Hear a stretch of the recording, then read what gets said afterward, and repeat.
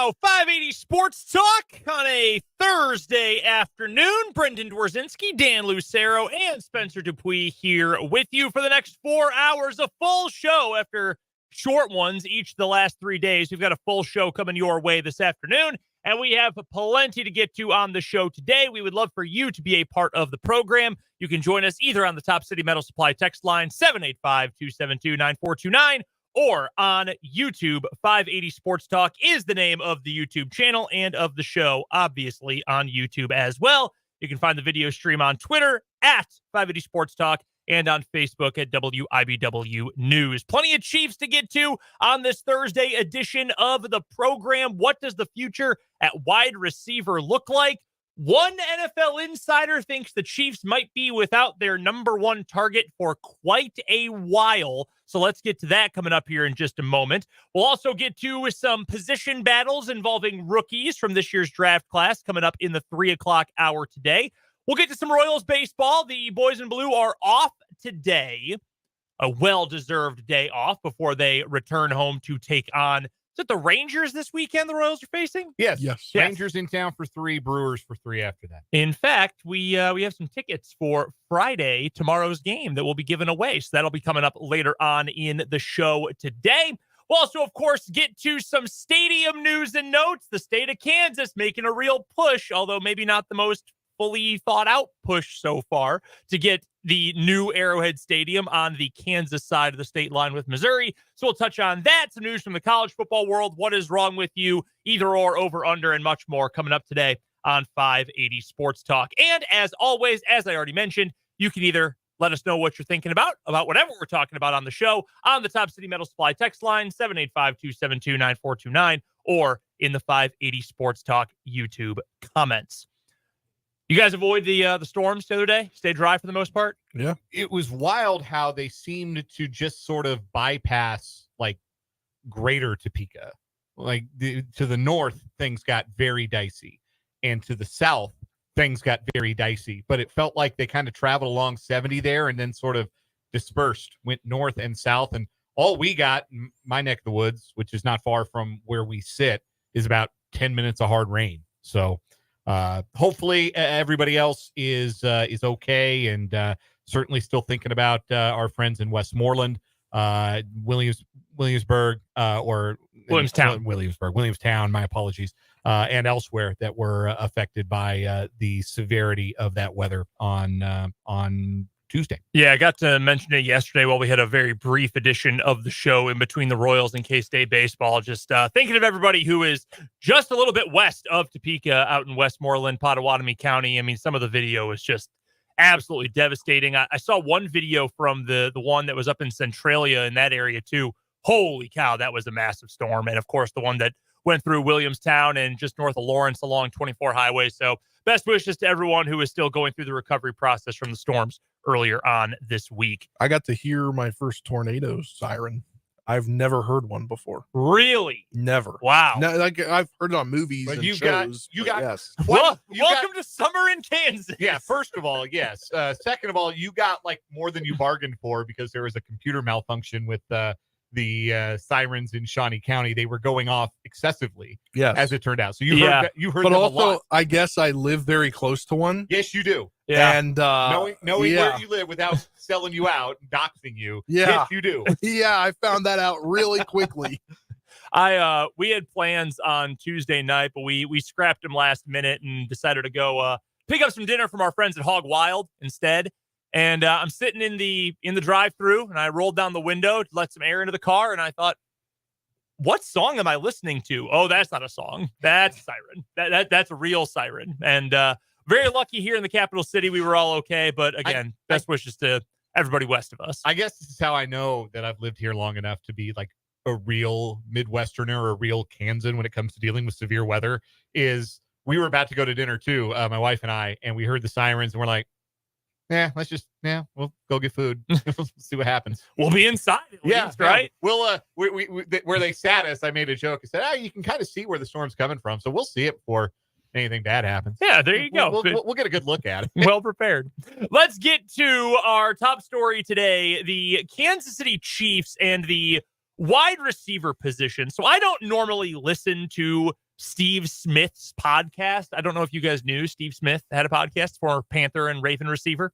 He Did not know that. Yeah, he does it through the Underdog Fantasy folks and has various different co-hosts. And recently, he's featured former NFL Network reporter James Palmer a lot. They worked together at NFL Network for quite a long time. James was recently laid off from the NFL Network. And they were talking about the wide receiver fits, all the guys who were drafted, especially the top wide receivers, how they fit with their new teams. And they got to Xavier Worthy and one of the other co-hosts on this episode, Cameron Wolf, who also has worked for NFL Network as a reporter for a long time, was talking about Xavier Worthy and was talking about Hollywood Brown. And he was trying to tee up a question about how those two speed guys will work together in primary roles, given the fact that there might not be a whole lot of Rashee Rice to start the season. So here is the preparation for the question. Listen to the end of this and what James Palmer had to say about Rashee Rice and a potential suspension. One thing I want to say, JP, you had a great point about whether the comp is Deshaun or not. A lot of people will say Tyreek Hill just because of the speed. Tyreek's a much bigger, different type of runner. But I am curious, Steve, and I'll tee this up for you. They signed Hollywood Brown this offseason, obviously, and Rashee Rice has got his legal stuff going on. How do you see? He's going to be suspended. Yeah, Let's just put it out there. Yeah, I was going to leave it They're at that. But yes, half the season at least. They are expecting a half a season at least in regard to a suspension for Rashee Rice. I can see it. We were talking about. We'll go. I was going to say, you and I were talking about this a little bit earlier today, Dan. Generally speaking, I at least have assumed 4 to 6 games. That has usually been the personal conduct policy suspension length over, really during the Roger Goodell era, right? So I went and I looked. There's a handy list of NFL suspensions, and any of the suspensions that have been for longer than 6 games, which has sort of been that was the length of suspension for Charles Omenihu last year. That was the Ezekiel Elliott suspension in 2017. That was Ben Roethlisberger's suspension, which got reduced on appeal to 4 games. Anything longer than that has been for like repeated violations of the personal conduct policy, gunplay, good old Plaxico Burress, although he went to jail. So some of that was suspension. Some of that was crime. He went to prison for 2 years. Like he committed a felony endangerment, like that kind of stuff. Josh Brent for the Cowboys, when he killed a teammate driving drunk, he got a 10-game suspension. Greg Hardy. Quinn Dunbar, didn't he get one? I'm not looking at his name right now. But Greg Hardy, 10-game suspension. Some of the other lengthy suspensions. Gambling. Right? Gambling got Art Schlichter a year and then banned for life. Got Alex Karras and Paul Hornig a year. We're going way back for that. But Bountygate got guys a full season. DUI, vehicular manslaughter, Dante Stallworth got a full season. Adam Jones got a full season. Repeated violations of the policy. Chris Henry got 8 games. The late Chris Henry. Repeated violations. I have a really hard time thinking that a first-time offender is going to be suspended for more than 6 games. The only thing I can think of, and I wouldn't, like, if the NFL decided we need to make an example out of Rashee Rice, we are seeing too many of the players in our league driving recklessly and endangering other motorists. And just because no one was killed in this incident, we're going to treat it with that level of gravity to send a message. I suppose that's within the realm of possibility, but I would also be surprised if that's what ended up happening. I agree with you. The thing that makes this such a standout comment, in recent years, during this run, NFL Network's reporter who was embedded with the Chiefs during playoff runs or the Super Bowl preparations or just during the season, nobody at that network covered the Chiefs more than James Palmer. He is very tied in with the Kansas City Chiefs and has been for years, especially over the last couple of years. The fact that he, and you heard it in that clip, he was willing to interrupt, jump into this comment, this question, and just say, yeah, I'm just going to put it out there. He's going to get suspended. They are expecting at least a half a season. That to me carries some weight. I agree 100%. I would also be surprised by that. But the fact that this guy with those Chiefs connections is saying that says a lot to me about what the Chiefs are expecting here.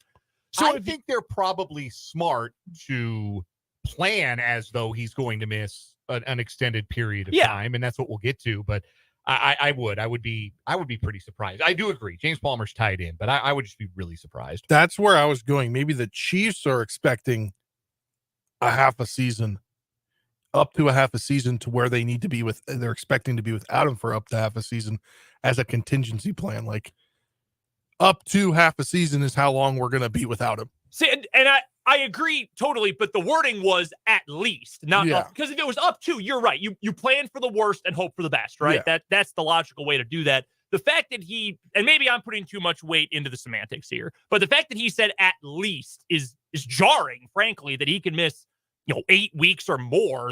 That's a lot. So let's say hypothetically that is on the table. Would it be surprising? Yes, but it is on the table, at least based on these comments.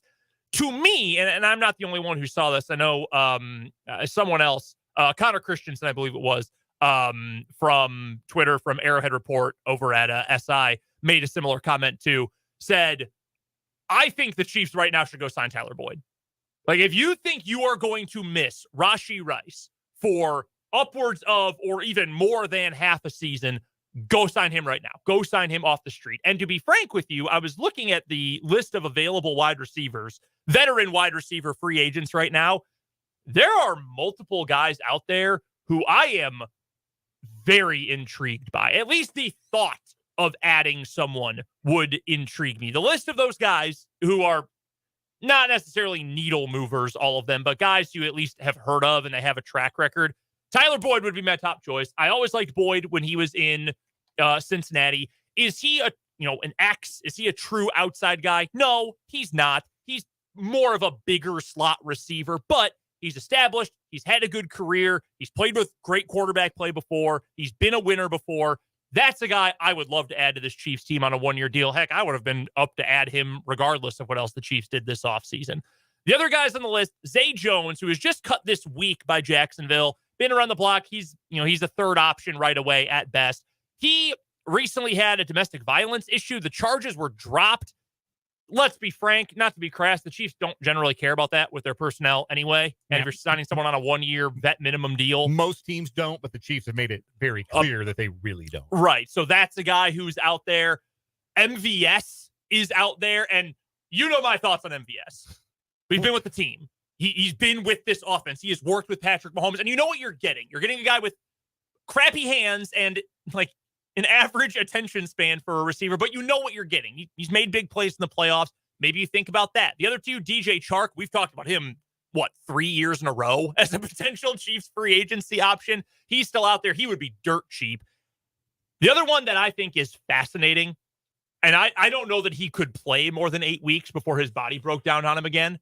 Michael Thomas is a free agent. He had 500 yards in 8 weeks last season, playing with Derek Carr, who had one of the worst years of his career last year with the Saints. I don't know that he could even play 8 weeks before he would end up on IR, but he would probably, if he's willing to take a cheap deal and the Chiefs have some space to work with, I think that would be fascinating. Because I'm looking at maybe 3 million, 3.8 million. Let's see. Let me check out what the teams can always get creative too. Yeah. I mean, the number you have, you can manipulate to get to. Spencer, where are you seeing that number? Spot Track. Over the Cap has them with over $16 million in cap space. Does that include Kelsey's new deal? It's because this appears to include it. That's a good question. I'll have to double check on that. I will double check on that. But yeah, again though, if his market value, according to Spot Track, I looked at this yesterday, would be somewhere in the neighborhood, or was during the first wave of free agency, somewhere around $10 million. At this point, as we get into May and as we approach, I believe, the deadline for acquisitions to no longer affect the compensatory pick formula, I think that would be at least an intriguing option. The general point here, though, if you know you are not going to have him for a long period of time, and it sounds like the Chiefs are at least keeping that in the back of their mind, I would go out and add a veteran. I would add one of these guys who, even if they're new to the team, so that would not include MVS, even if they're new to the team, haven't played for Andy Reid before, guys who just have a positive track record. And they're flawed. You're not adding a number one from this group, obviously. but just someone who can help out while. I don't think Tyler Boyd's realistic. I still think there's a multi-year deal out there for him. Okay. And I don't think the Chiefs are going to be the team to give it to him. Somebody though, like on a 1-year deal, like DJ Chark or somebody like that would seem to make a little bit more sense. Because what you don't want to do is bring in a guy who's going to get a little too big for his britches after 6 to 8 weeks and think, well, I ought to be playing, extended snaps. I ought to be getting the ball. When realistically, as soon as Rashee Rice is on the field, whether that's after week 4, after week 6, after week 8, week 10, whenever, as soon as he's ready to go, he's wide receiver 1. They're not dipping his toe back in the water. They're going to put him back in. He's going to get the target share that we were not accustomed to see him getting last season. So he's going to be that level of receiver. Hollywood Brown is your wide receiver 2. Xavier Worthy, you didn't draft Xavier Worthy to be your wide receiver 4. You drafted him probably to be your wide receiver 3. Yeah. So that's going to be what the Chiefs picture for the long term. You have to bring in a guy who, if you bring in anybody, you have to make it very clear to that player, look, this might be a temporary engagement for you getting a bunch of these snaps. You might have to be happy with 15, 20% of offensive snaps after week 10. You might have to be happy with 2-3 targets a week instead of, 4 to 6 targets a week. Your targets and your snaps may cut in half by the time we get our wide receiver 1 back. You have to be okay with that, which is why a guy like Michael Thomas is intriguing, because I would think he would be in the ring chasing stage of his career where, hey, I'm hanging around by a thread. Physically, I can't be what I used to be, but I can still contribute and I can still help a winning team. I can still come somewhere and be part of a winning culture. That is a really intriguing name to me. Texter from the 316 on the Top City Mail Supply text line. First, he says, I'm a Chiefs fan. Hope Rice gets half a year. Too easy to say nobody was hurt badly. Very dangerous actions. Then he brings up a name, Hunter Renfrow. Okay, so I also thought about Hunter Renfrow, and while I like Renfrow, I would not be opposed to that. I will say that. I would not be opposed to that. I think I was trying to think of someone who has a little bit more. Well, and I brought up MVS's name. You want to talk about a one-trick pony, that's pretty much him. I could see Renfrow. I'd be fine with that. Again, another guy who is limited to playing out of the slot. He is not a game-breaking receiver, but at the same time, at this point, I don't really think Michael Thomas is that either. What about bringing back McCall? I'd rather rip my tongue out. No, I do not want to bring back McCall Hardman. I never want to watch McCall Hardman play football again. That's Super Bowl hero McCall Yeah, Hardman. I was about to say, you're talking about a Super Bowl hero there. That is awesome and good for him, and he will have that forever. And next time he goes to his current team's local zoo instead of off-season workouts, he can show off his ring there. I'm good. I sort of agree that if they're going to reunite with one guy that they're pretty happy to not be reuniting with at the current stage, I would rather it be MVS than McCall Hardman. Like if they're going to bite the bullet and say, hey, remember when we broke up? Yeah. I need that old feeling back at least for 8 weeks. I would rather it be Valdez-Scantling because he gives you more. Like, man, what a Sophie's choice that is. Yeah. I mean, McCall Hardman, I think, is a gadget guy. Yeah. And MVS, at least, I think, has a little bit more of a varied route tree. He's bigger, physical, can block a little bit. You can run that sick play where you bring him in motion, then use him as a lead blocker. Yeah. I love when they do that. Yeah. You can run that. You can't do that with McCall. Right. Yeah. You just do a little more. Right. MVS. Like, I don't want the Chiefs to resort to that. Like, there's a reason they cut him. Right. If they had thought, we want to keep him around, they would have just kept him around. Yeah. No, I mean, no one else. They would have just restructured his deal and been like, no, man, you're really important to what we do here. Yeah, no, they would have found a way. No, they broke up.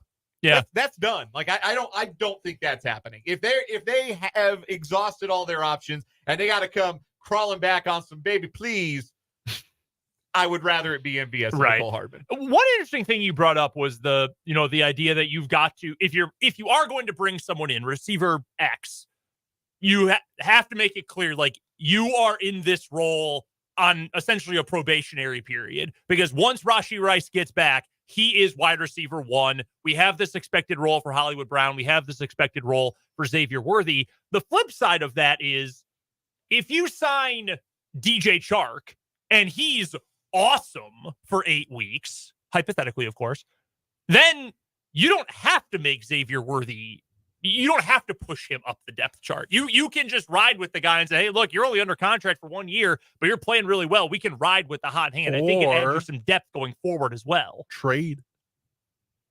I don't think if somebody's doing well, you could trade him. I don't know. Just a thought. No, I see where you're coming from. Okay. You're talking about trade away. Yeah, yes, like after, like if he comes back and you're like, well, essentially what the Royals did with Aroldis Chapman. It worked out. We don't need you anymore. Let's go get a 7th round pick. And they're moving back the trade deadline this year, right? They're moving back by a week. Yeah, moving the trade deadline back a week, so that might be a little bit more workable. Here's the other thought, though. What if you just stay in house? What if you say, okay, we're going to be without wide receiver 1 for 6, 8, 10 weeks, whatever it is. Sky Moore, last chance saloon, man. Like, you're going to get some snaps. That's the other thing. Yep. Kadarius Toney, last chance saloon. You're going to get some snaps. You're going to get an opportunity to show you can be productive for this team because both players have, 2 more years? 2 more years on their contract? I think KT only has 1. Well, 1 if they don't pick up his 5th-year option, which they're not going to pick up his 5th-year option. So, I guess it is only 1 year for him.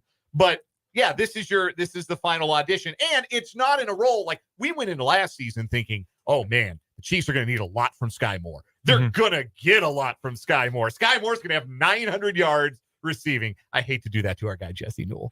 Poor Jesse. I really hate to do that to Jesse Newell. But, like, he wasn't alone in thinking that this was going to be a productive season, that Sky Moore was going to break out in year 2, and it did not happen.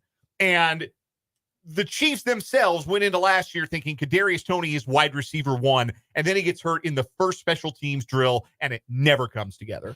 But there have been, to varying degrees, moments when the Chiefs believed in those guys. And now, in this scenario, with Hollywood Brown already in the room, with Xavier Worthy now in the room, with the return of your wide receiver 1 at some point, you can say, hey, look, this is very low pressure. We don't need you to be a 10 target a game. We don't need you to be 900 yards. We need you in a limited role to do whatever it is that you do best. Whatever that is, whatever routes, whatever concepts that are most amenable for those players, here's your opportunity to go and do it. And that might be a better use of your resources than taking that cap room and, I don't know, adding a depth piece at left tackle, adding a depth piece at defensive line, because you never have too many edge rushers, adding a depth piece in the defensive backfield. Running back. Adding, going and getting running back 2. They don't have running back 2 on the roster right now because I don't think it's Clyde. I think Clyde Filaire is running back 3. I don't know who running back number 2 is right now for the Chiefs. Yeah, and we'll get to some of those kind of topics coming up in the 3 o'clock hour. We will get to our first break of the show here. Plenty more Chiefs to get to. When we come back, Coach Prime is in the news again, and not for especially good reasons. That's coming up as we get started on this Thursday edition of 580 Sports Talk.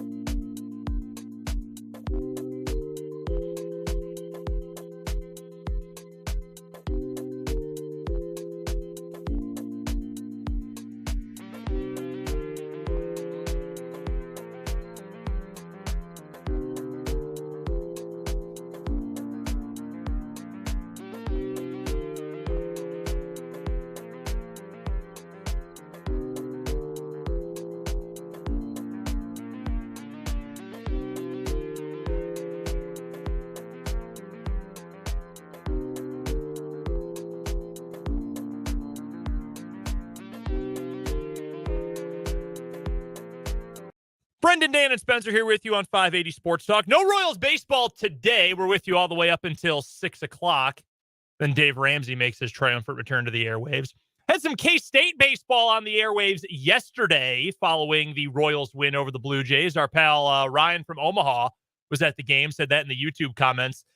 The Bad Cats got no hit yesterday. Yeah, the old midweek no-hitter. Not great. That's usually when teams are trying to just ham and egg it. And Yeah. Nebraska's ham and egg are just no-hit the Wildcats. That's tough. It was only his 7th appearance of the year, his first start, and he had a season ERA of nearly 7. Jeez. Yeah, not a. I was looking at D1 Baseball's bracketology from this week. Looks like K-State for now is pretty comfortably in. Not going to host or anything, but pretty comfortably in the NCAA tournament. And was better for them with the way the RPI works. Better for them to play that game and lose it than to play like, I don't know, Wayne State and win. Right. Yeah. So they learned a lesson from last year when they were arguably better, but had a terrible RPI. It looks like they're going to get in, but that can't feel great at the start of May to have a loss like that. Huge series this week, by the way, for you metal bat heads out there. KU K-State. Big series this week. Because KU is kind of on the wrong side of the bubble right now, but they've played really good ball of late, particularly in the Big 12. So. Smacked Wichita State last night, 8-1. And I think it's 7 wins in a row for KU, which has been incredibly impressive for that group. Their first 4 out, in fact, from D1 Baseball's bracketology this week. That in Lawrence or Manhattan? I think it's in Manhattan. Let me check on that, though. I do think this is in Manhattan, but I can confirm for you right now. Yes, indeed, it will be at Twinton Family Stadium. That's coming up tomorrow at 6, Saturday at 4, Sunday at 1. All those games will be on ESPN+. So if you want to go out and check out what should be some pretty fun and very intense college baseball, head to Manhattan this weekend for a really, really impressive series. From college baseball to college football, if you are on Twitter, you have probably seen something from Colorado football this week, likely from Deion Sanders himself, maybe his son, Shedeur Sanders, the starting quarterback for the Buffs, or someone else somehow affiliated with Colorado football. There was a story from Max Olson of The Athletic earlier this week. We've had Max on the show before. Does a really good job covering college football, a lot of Big 12 and regional stories about the players who were essentially run out of Boulder after last season, where they ended up, their experiences with being essentially cut by Coach Prime, etc. And there was one player who didn't have very nice things to say. And I mean, frankly, would you? I mean, if you were run out of town by the new coach at your former school, would you feel all that great about them and the people they brought in, the Louis luggage, if you will? No, I would not feel very good about it. Will Shedeur, again, Deion's son, starting quarterback for the Buffs, opened up Twitter and got the Twitter fingers going and said that the player who left that comment was, quote, must have been, quote, very mid at best. For those not up on the current popular vernacular, said he sucks. Not very good. Basically. That's what he said. And then that was about all that he tweeted out. Said he didn't even remember this former player, by the way. Must have been very mid at best. One of his own teammates then shared cell phone video from a practice of the player stumbling during a drill, because no player has ever had one single bad rep in a drill before to pile on here. Then Deion himself got busy on Twitter, did what he normally does, shouted out Jesus, which is funny since the only person he worships is himself. That was very personal, but I don't really feel bad about saying it. He was also calling out former players, also was telling people, I got time today, and said, my son's going to be a top 5 pick. Where's your son going? And various things like that. It got ugly. And I really mean ugly. And Dan, I know you have had a different sort of, not necessarily a different reaction, but have felt differently about this because you have a lot of people who you care about, who you know, who are very invested emotionally, maybe even financially in Colorado football, and the excitement is meaningful to them. I was more put off by like Gus Johnson slobbering on Deion Sanders more so than the actual chicanery going on with the program. Like, hey, everybody does it differently. I think it's annoying. It's not what I would do, but whatever. I think I have crossed the threshold. I think I have reached the point where I am actively rooting against his success and Colorado's success at this point. Like I would find 0-12 to be much more funny and pleasurable than I would feel bad for the players at this point. Yeah, I would agree. And what we heard Fitz talk about last week, I think, with the running back. Now I'm for Dylan Edwards, how they were calling on saying Kansas State was doing improper things, trying to recruit him while he was still on the team. So I as if Colorado and yes. frankly every school. That's not even just K-State or Colorado. Every school is doing this. Kim English, the former Missouri Tiger, current head coach at Providence, he had some quote this week about how, if you want to recruit my kids while they're still at my school, why don't you come talk to me? I'll talk to them, see if they want to play for you. Kim English blatantly tampered with multiple in-conference players this year. Like, dudes who committed 8 minutes after they went into the transfer portal. Yeah. Like, everyone is doing this. The game is the game. So people criticize the Colorado program for the way it is going about its business. Like, it's well known at this point that Deion Sanders has made precisely 0 in-home visits to high school recruits. Yeah. That their high school recruiting class is like 80th in the country. It's down there with like the likes of Miami of Ohio. Like that's the quality of high school player, quality and quantity of high school player they're bringing into the program. That's by design. Like this is the way that they're trying to do business. They are a transfer portal program. That is how they are trying to put these things together. And the reason they're trying to put it together this way is because Deion Sanders doesn't have time to sit around and develop somebody's baby. He doesn't have time to sit down in mom and dad's house and tell them how over the course of time he's going to help their 18, 19-year-old son grow into a man and become a better football player. He ain't got time for that. You know why he doesn't have time for that? It's very funny that he said, I got time today. Yeah, I don't think he has a lot of time. I think he's got 1 year. He's got 1 year because Shedeur Sanders has 1 year. This is very much all about Deion and his kids because everything, and I've said this before, everything that Deion Sanders has ever done, going all the way back to the invention of the primetime persona back at Florida State, which was his own invention. This was not a media thing. This was Deion Sanders inventing Neon Deion, inventing primetime. Everything that Deion Sanders has ever done, ever since he has been a public figure, has been in the service of one person and one person only, and that person is Deion Sanders. And while we laugh and mock the idea of Deion ranking his children, which is, I find patently ludicrous, it's clear that Deion is invested in his kids. Sure. And he's invested in the success of his kids. And but you know who else is invested in the success of his kids? LeVar Ball. And what we are looking at is LeVar Ball with a headset on. That's what we've got with Deion Sanders. This is like, somebody on Twitter said it's like he's running an AAU basketball program, only he's running a Power 5 football program. This is all for Shedeur. This is all about him firing the offensive coordinator last year, Sean Lewis, and installing Pat Shurmur as the offensive coordinator instead. That's about making sure Shedeur Sanders is in an offense that protects him better and that gets him more ready for the NFL. This is all about that. And the minute it stops being about that is the minute it stops being about anything, because there is only last year and this year to make it shake, to be successful, to sell books, to sell Aflac, to sell KFC, to sell Shedeur Sanders, the first-round draft pick.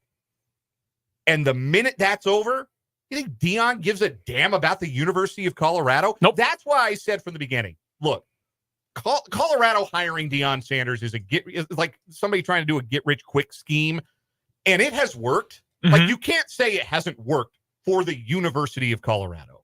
It has been great for the University of Colorado. It's been great for attendance. It's been great for donations. It's been great for applications. It's been great for attention. It's been great for all of those things. But if they really wanted to build a football program, they should have been out there looking for their version of Lance Leipold. They decided to go the Deion route instead. Or more accurately, Deion picked them. And they were just desperate enough to sign up for the ride. But you know what happens when you hire a clown? You get a circus. That's what it's been. And I'm sorry to cut you off there. I was going to say, I do think for the context of Colorado football, I think we should say that Deion Sanders does have 4 sons, because I do think he's invested in 4 kids in particular. His oldest son, DJ, Deion Jr., because he's the one who makes him look good with all the social media videos. Yes. Shedeur, who I think is the prototypical, like, I don't want to bag on a kid who probably needs to grow up a whole lot, but has also been enabled a lot in his entire life. Dudes who hold on to the ball forever in college don't usually translate to great NFL quarterbacks, but we'll see. There's Shiloh, who is in charge of recruiting the defense. His son Shiloh has been told, go on Instagram and say, we need players, send me your tape. And then his other son is Travis Hunter. Right. I think for the purpose of football, Travis Hunter is included in those kids. Although, of all those sons, you know who has not said damn near anything? Travis Hunter. Yeah. He has kept his head down and has just been an awesome football player. We don't have any quotes from Travis Hunter, do we? No, he is by far the most likable person involved in this entire thing. But I think it's important to include him.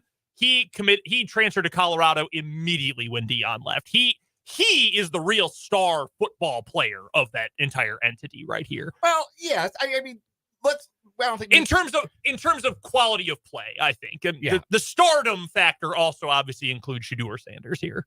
It's just I saw someone, I think it was Smoking Musket, which is the West Virginia SB Nation site. They said the worst thing, in their opinion, that Deion has done. Every single opponent is now tuned up to 11 to play them. Yeah. They are not good, and yet are still going to get the maximum level of competition and maximum effort. This is like when KU comes to town in basketball, but KU's won national championships. Right. This is like when you play the Chiefs in prime time, but the Chiefs are the best team in the NFL. Right. You're not good enough to be the bad guy. Nope. You're not good enough to play the villain role because you don't have enough depth. You're putting together an offensive line with baling wire, in spit and chewing gum for the second straight year. It didn't work last year. It's not going to work a whole hell of a lot better this year. The idea that, our guys leaving for the transfer portal, they were malcontents. They weren't bought in. They weren't good enough.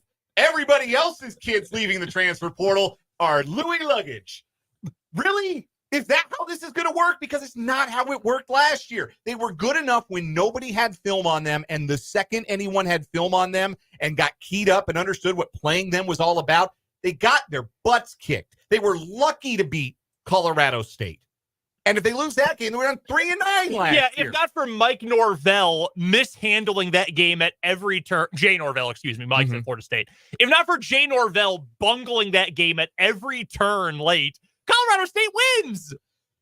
I just keep coming back to this is all in service of Deion, and it is all in service of Shedeur. And once he gets Shedeur taken in the first round, and I want to be clear, Shedeur Sanders is very talented and is going to get an opportunity to play in the NFL and may very well end up being a first-round pick if he doesn't get Christian Hackenberg this year and just become terrified every time he drops back in the pocket because nobody's blocked for him for the better part of his college career. You guys remember Christian Hackenberg, right? Big deal as a freshman. Yeah. Penn State never recruited an offensive line. By the time he got to the pros, he was so shell-shocked. I don't think he ever played it down. Broken. Never played. Like first, I believe he's the highest draft pick to never start a game at quarterback, which is wild. Like that is a possible outcome here for Shedeur Sanders, but he is very talented. I want to be clear about that. I don't want that to get lost. Obviously, a little bit immature. Obviously, has some maturing to do. A lot of us did when we were in college. I'm not writing him off as a bad seed because of that, but once this is over with, once the Project Shedeur is over with, what does Project Deion look like? Because Project Deion, prime time, has been about one person, but it's also been about one thing, success, because he was a legendary two-sport college athlete, and he was a legendary professional football player, and he was better than you remember as a baseball player, especially because he was only halfway committed to playing baseball. He was MVP of the National League Championship Series one year. And he was a really good baseball player and could have been even better than he was. And he has been successful as a media personality. He was successful at Jackson State, and all of the things that haven't been successes in Deion's life, personal relationships, prime prep, those things all kind of get swept under the rug. Those happened out of public view. We get to pretend those things don't happen. The primetime brand is about success. What happens when this fails? And I'm saying when now. I was saying if before last year. They went out and went 4-8. I don't think it's going to be a whole lot better for them this year. They've got a really difficult schedule. Somebody made the bright decision to schedule North Dakota State as game one. North Dakota State is going to be America's team. Let me tell you what, there are going to be sports bars watching that game across the country, and it's going to look like when Muhammad Ali fought Jerry Cooney. They are going to be America's team for a certain subset of America in week one of this season.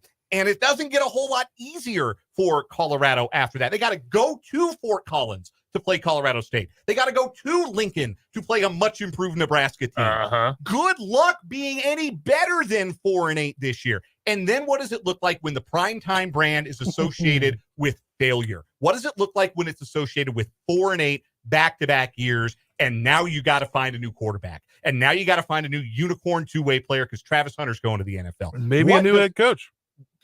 The brand is him as the head coach. But what does it look like when that brand means failure? It means that on Tuesdays from 8 to 10, you can see him with Skip Bayless on Undisputed on FS1. You can. I will never do that. See that. Yeah, I won't. We have to pay the bills, get to a quick commercial break. Got some more college football thoughts after this on 580 Sports Talk.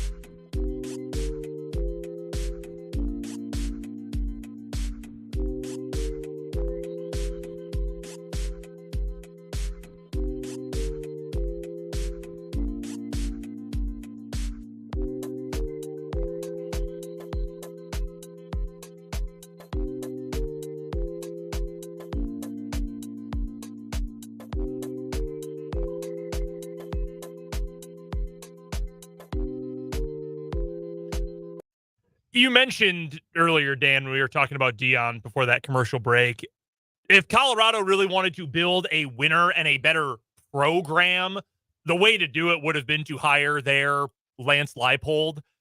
It is. Instead, they hired their Les Miles. Right. I mean, that's effectively what they did, just a little less Alzheimer's. Like that is the position that they put themselves in. And like you look at what KU and K-State are doing, and I don't mean to like make them perfectly equal programs because it's probably a disservice to Kansas State, honestly.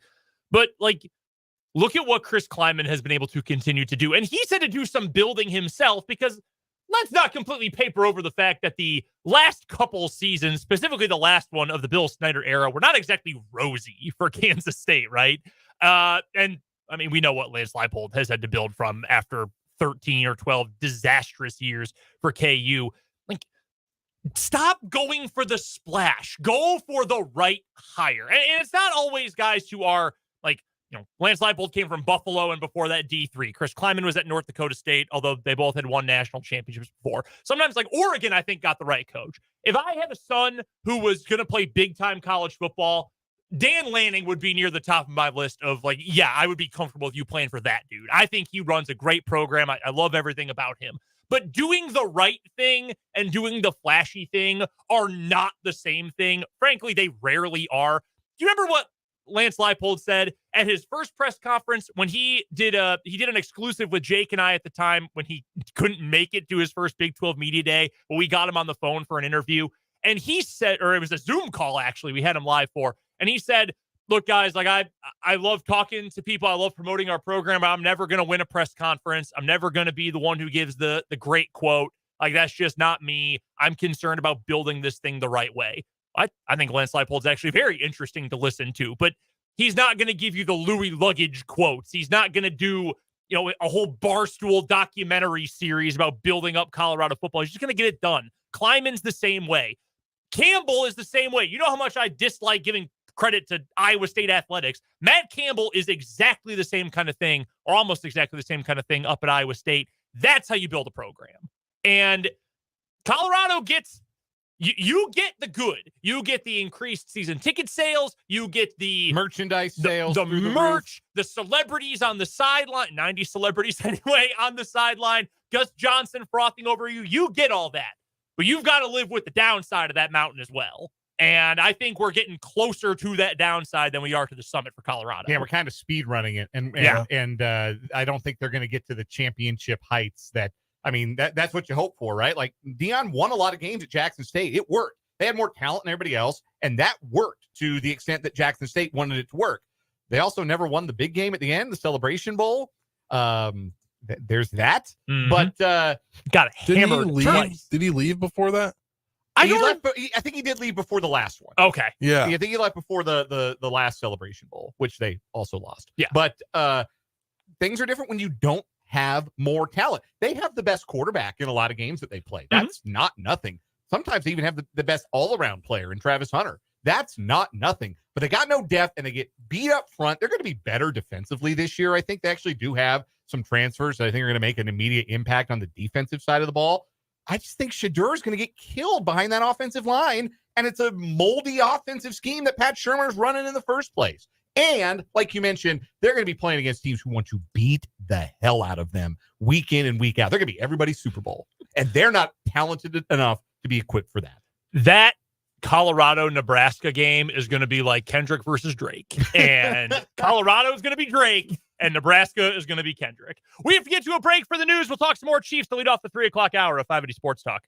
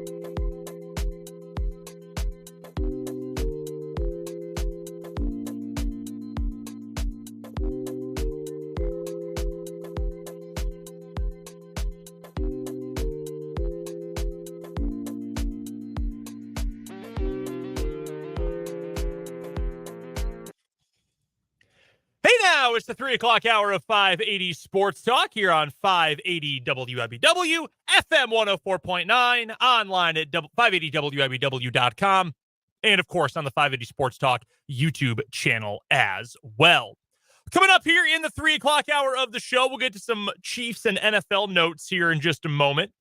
We'll also play some either or over under, and we've got the Lewis Toyota High School Whip Around with Rick Peterson of TopSports.news. We'll check in with Pistol on everything going on around spring sports coming up here in just a little bit. Your contributions to the show are not just welcomed, they are encouraged, either on the Top City Metal Supply text line, 785-272-9429, or you can hop into the YouTube stream. 580 Sports Talk on YouTube is where you can find us. Don't forget that there's no more wasted money and no more wasted materials with Top City Metal Supply, because they cut the exact lengths of aluminum, steel, and stainless steel you need tailored to your project's specifications. Check them out on South Topeka Boulevard, just north of Forbes Field. That's Top City Metal Supply sponsoring the text line. What is sponsoring? That's a good question. What is sponsoring? We should let Spencer answer that question, and so he can maybe flatter himself. How would you describe it? What is, please define sponsoring for us. Moving across the country for a job. Okay. There we go. I don't know. Better than Clemsoning, which would be just whizzing all over yourself in big moments. That's better than that. That was funny. Slip of the tongue. But anyway, yes, sponsoring the text line, 785-272-9429. We'll talk some Royals baseball later on in the show. Have some Royals tickets to give away as well for tomorrow's season opener. Series opener. Do you want to start the segment over again? I'm gonna get some water. I'm gonna take a break for a moment. I'll be all right. I got the Cubs game second screening over here. The Cubs bullpen is making me enraged again, and I think it's rewiring my brain. What's it like to want to watch your favorite baseball team? Yeah. It's fun for 6 innings until the bullpen comes in. The Cubs bullpen is, as they say, to quote legendary Ohio State quarterback Tate Martell, ass, my dude. They are bad. And now they're playing Manfred ball, and Pete Alonso's coming up. So I have very, very low expectations. One NFL note, we were just talking about, Vance on YouTube says Burrising. Yeah, the Plaxico Burris, that's obvious. That's when you shoot yourself in the leg at a club. Yeah, that was, somebody did that on What Is Wrong With You earlier. Yeah, right. That wasn't too long ago. We have 5th-year option decisions coming in around the NFL. Found out today the Green Bay Packers, they are not taking the 5th-year option on their cornerback, Eric Stokes. Najee Harris, the running back for the Pittsburgh Steelers, he is having his 5th-year option declined. He has 3,000-yard seasons in his career. But if you've watched a Pittsburgh Steelers game in the last 3 seasons, would anyone say, yes, I can unequivocally tell you that Najee Harris is good? Yeah, I've never considered drafting him in fantasy football. I've never turned on a Pittsburgh Steelers game and thought, man, they've got their hands full with Najee Harris tonight. No, his backup is better than he is. Jalen Warren, who we will get to a little bit later on in the show, he's better than Najee Harris is. Did the Chiefs have a 2021 first-round pick? No, that was the Orlando Brown trade. Aha! So they don't have a 5th-year option decision to make this year. So that's nice for them. Although they do have a lot of extension decisions they have to make. They got to make a decision on Tony, right? Or yeah. That's not much of a decision, I don't think. No, I am going to go out on a limb and say that Kadarius Toney will probably have his 5th-year option declined. Bold statement, I know, but that's that's the assumption. I mean, the Chiefs may decline the 4th year too. I mean, we're being really honest about it. Low key, there are a number of decisions the Chiefs are going to have to make this year. I think they have made it clear that Noah Gray is not coming back. That's my assumption anyway. Yeah, that would be one of those where, unless it's a 1-year deal, unless they can keep him on rolling 1-year deals like Derek Nottie, they're not gonna make him a priority in free agency. I think that would be fair to say. No, I mean, they drafted his replacement in the 4th round, which is fine. That's tight end number 2, maybe tight end number 3 if things break right with Jared Wiley. You don't make that a priority necessarily. I mean, useful player for 4 years as a 5th-round pick is a pretty good use of a draft pick. If you're the Kansas City Chiefs, that's gone really well. But you also have to make the decisions on Nick Bolton, Creed Humphrey, and Trey Smith this year. I think 2 of them get extensions, and I think Bolton will be one of them. I think the Chiefs love Bolton. I have some qualms about his like the whole package you get with Nick Bolton, but he's the signal caller for the defense. He's a reliable tackler, if nothing else. I do think he is going to get a long-term extension. Spags loves him. That's the other factor, too, is that he's Spags' guy. He's the extension of Spagnuolo on the field. So he's really important to what the Chiefs do beyond the raw production or any of the physical tools. Yeah, that's probably fair, especially since the Chiefs just got rid of Spags' other guy, L'Jarius Sneed. Right. So that probably makes sense. I think Trey Smith is going to be the odd one out here, and that's tough because I like Trey Smith. I think Trey Smith is a great dude. I think he's a really good football player. I think he is going to end up getting a big, fat contract next year from someone in free agency. Is he better than Robert Hunt? Yes. Robert Hunt just got $100 million from the Carolina Panthers. Now, granted, that contract was very dumb, but that's what he got from Carolina. I think Trey Smith should say my asking price starts there because I'm better than that dude. And that's what he just got paid. And if you're the Chiefs, would you rather pay normal market setting money for Creed Humphrey, because that's what you'll have to pay for him? Or would you rather pay way above what it should be market value for Trey Smith? Probably comes down to Creed Humphrey. That's also probably why you drafted multiple offensive linemen this year. I think Norzad probably moves to guard in that situation. And he's played guard. He's played center. Yeah. I think he even played a little tackle sort during of his a career. Swiss Army knife. Yeah. And, you have him as a rookie. You can develop him at a bunch of different positions and see which one sticks and which need you might need him to fill long-term if you think he's starter quality.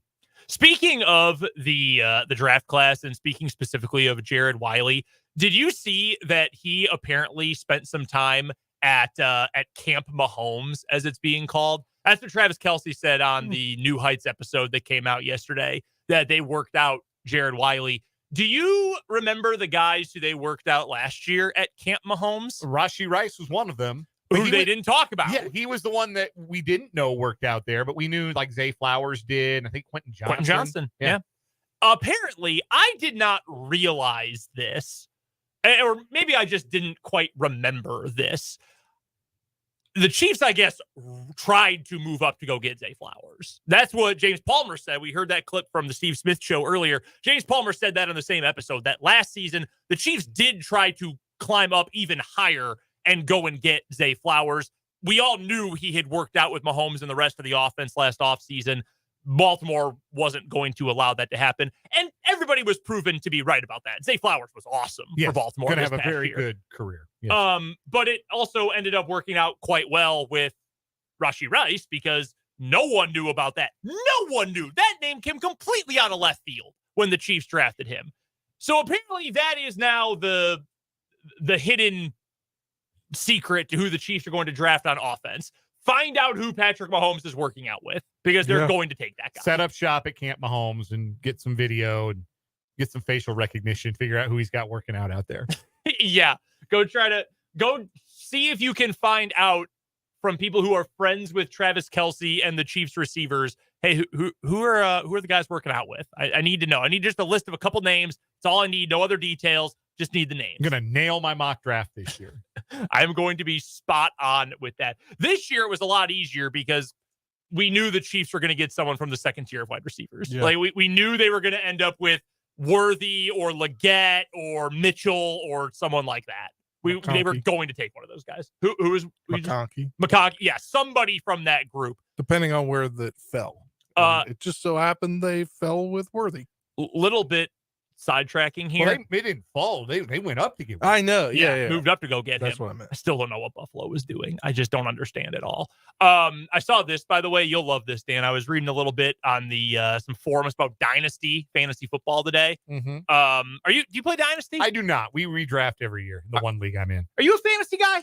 Yes. Okay. Do you do Dynasty football? No. Okay. I do Dynasty baseball. I've been like 1 year late on everything like that. Okay. Like I missed out in college. Sure. With a group of people, and then when I left, I missed out. My buddies and I, it's pretty much the same group. We've done a redraft league since we were in like junior high. I think we started in 2008. We have a redraft league, but the same group, we've been doing a dynasty league. Apparently, hot in the streets, Ladd McConkey going first round in your dynasty drafts out there, fantasy football folks. So if someone moves up to try to get Ladd McConkey, you heard it here first. Somebody's going to need to be a reception merchant in the Chargers offense after Austin Eckler departed. So why not? Why not Ladd McConkey? Why not? I catch a lot of 5-yard whip routes. Yes, like constantly. You are going to see more slot drags in that offense than you have ever seen before. Go back and watch Michigan tape from the last 2 years. Go look at what Cornelius Johnson and Roman Wilson ran, and then just Ladd McConkey every single time. You're going to see 5-yard in, 5-yard out every single pass play and every single RPO from Ladd McConkey.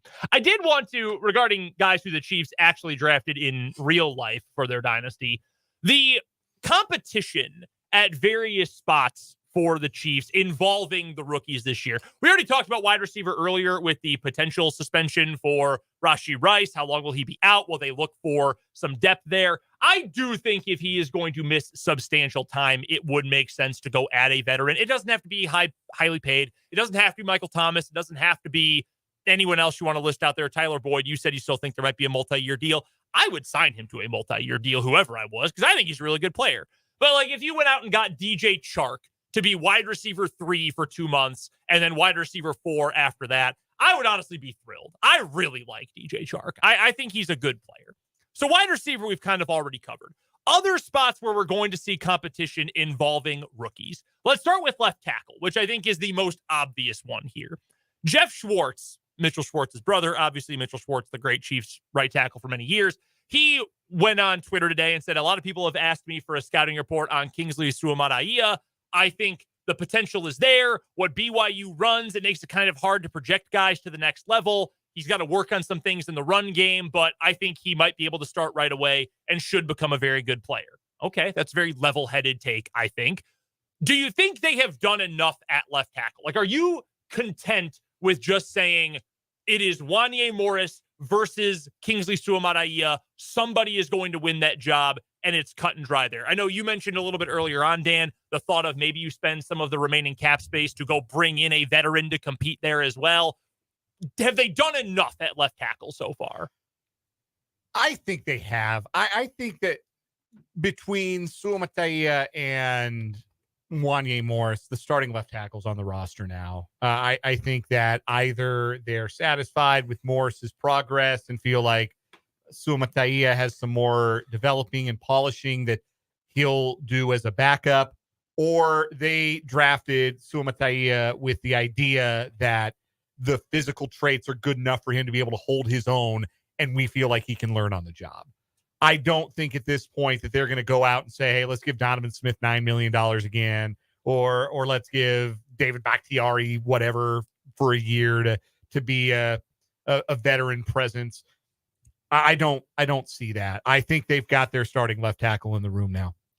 I disagree, but I think they're content, as they've said, but I think personally they should go out and find somebody else to battle it out. A veteran? Yeah.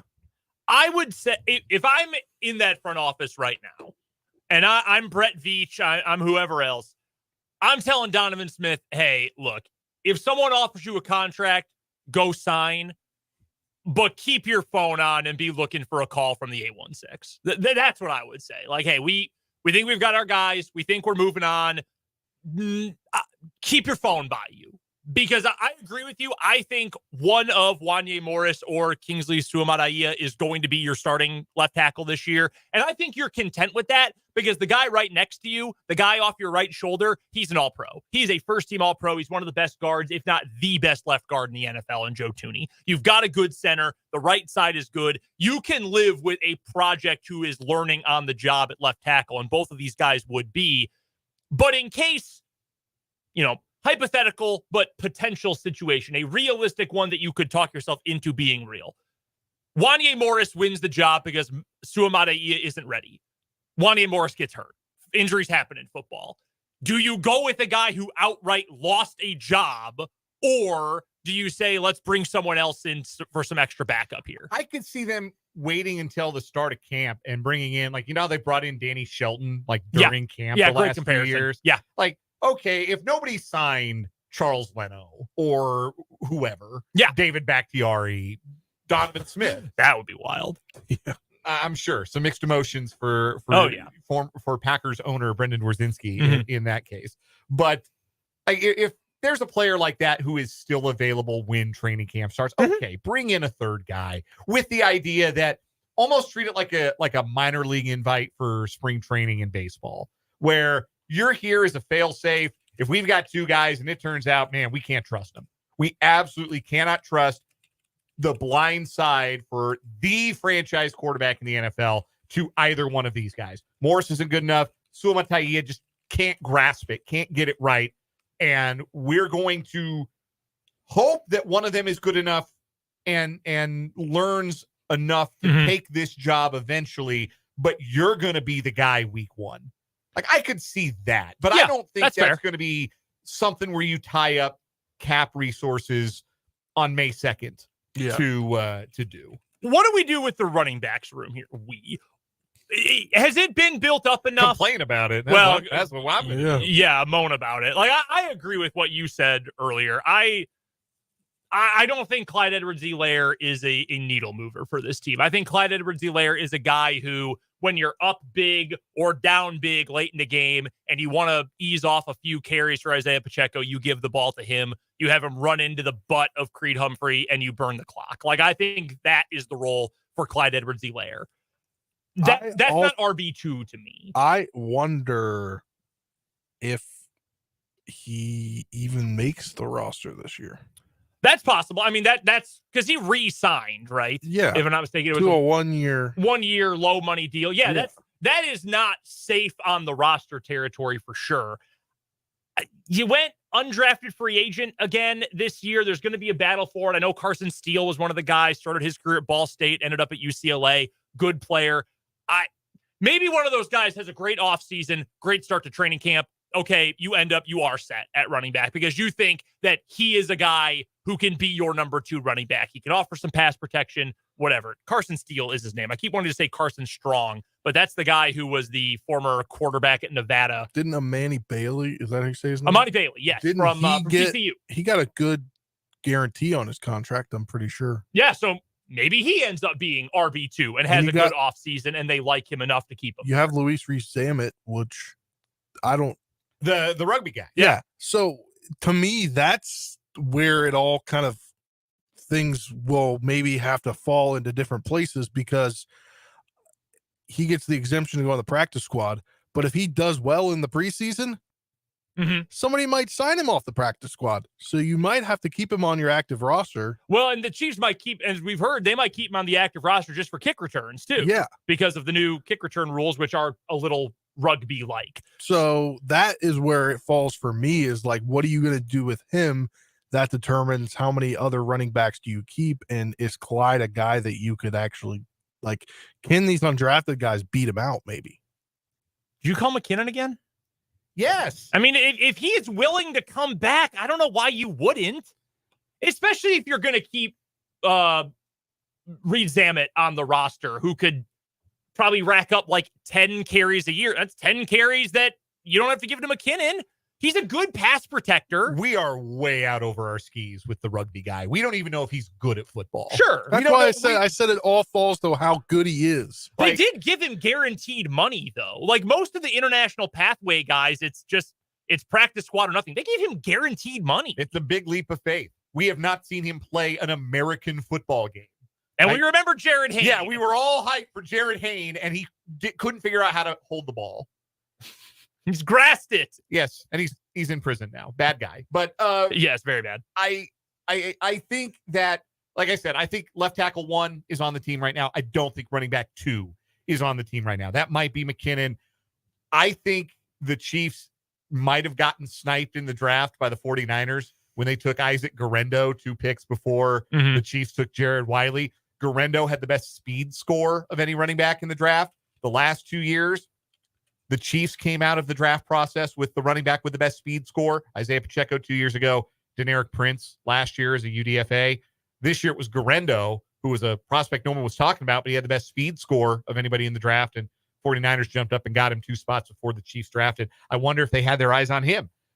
So I am skeptical, again, that running back 2 is on the roster and that they might need to find a veteran guy to come in and ease some of the load potentially on Pacheco and make sure that you're not trusting too much important playing time to Clyde Edwards-Helaire, a guy who, if they really liked and trusted, they would have picked up his 5th-year option 2 years ago. Yeah.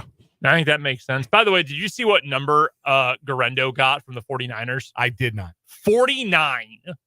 Can you name a successful number 49 in the NFL? Didn't Dan Sorensen wear 49? Yeah. No, he was 48. I think he was 48. Bobby Mitchell. No, you're right. He was 49. Wow. Bobby Mitchell. Yeah. Yes, Bobby Mitchell's in the Hall of Fame. That's it. Dennis Smith. Yes. Oh, man. My buddy Kyle is going to be so happy to hear the name Dennis Smith get brought up on this radio. He got Dennis Smith jersey. Dennis Smith, former Broncos safety. My best friend Kyle's a Dennis Smith jersey. I'm going to send him this clip. He is going to be so happy.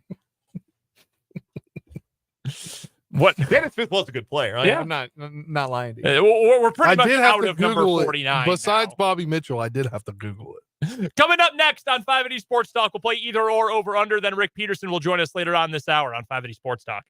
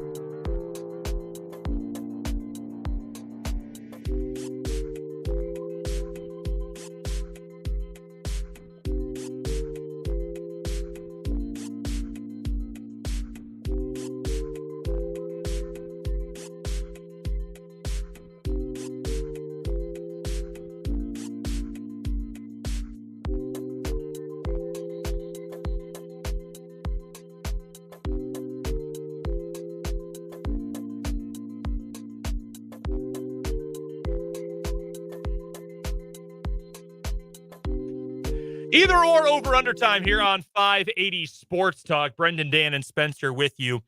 I've got a negative either or for you. Would you rather have a baseball team that can't hit or can't pitch? Well, actually, let me rephrase. Which is worse? Having a baseball team that can't hit or one that can't pitch? I got a team that can't do either. Well, I figured that was coming. It's on a tee. Yeah, I know. I had to do it. No. Generic team X. No, it's definitely not being able to pitch. For one, aesthetically, for me, is somebody who that was a position I played when I played baseball, and I really appreciate good pitching, well-pitched games. Seeing not well-pitched games are agonizing. And the other thing about not having good pitching is you feel like no lead is safe. Like, even if you have a bad offense, you still feel like, oh, maybe we can run into one and win this game 3-2.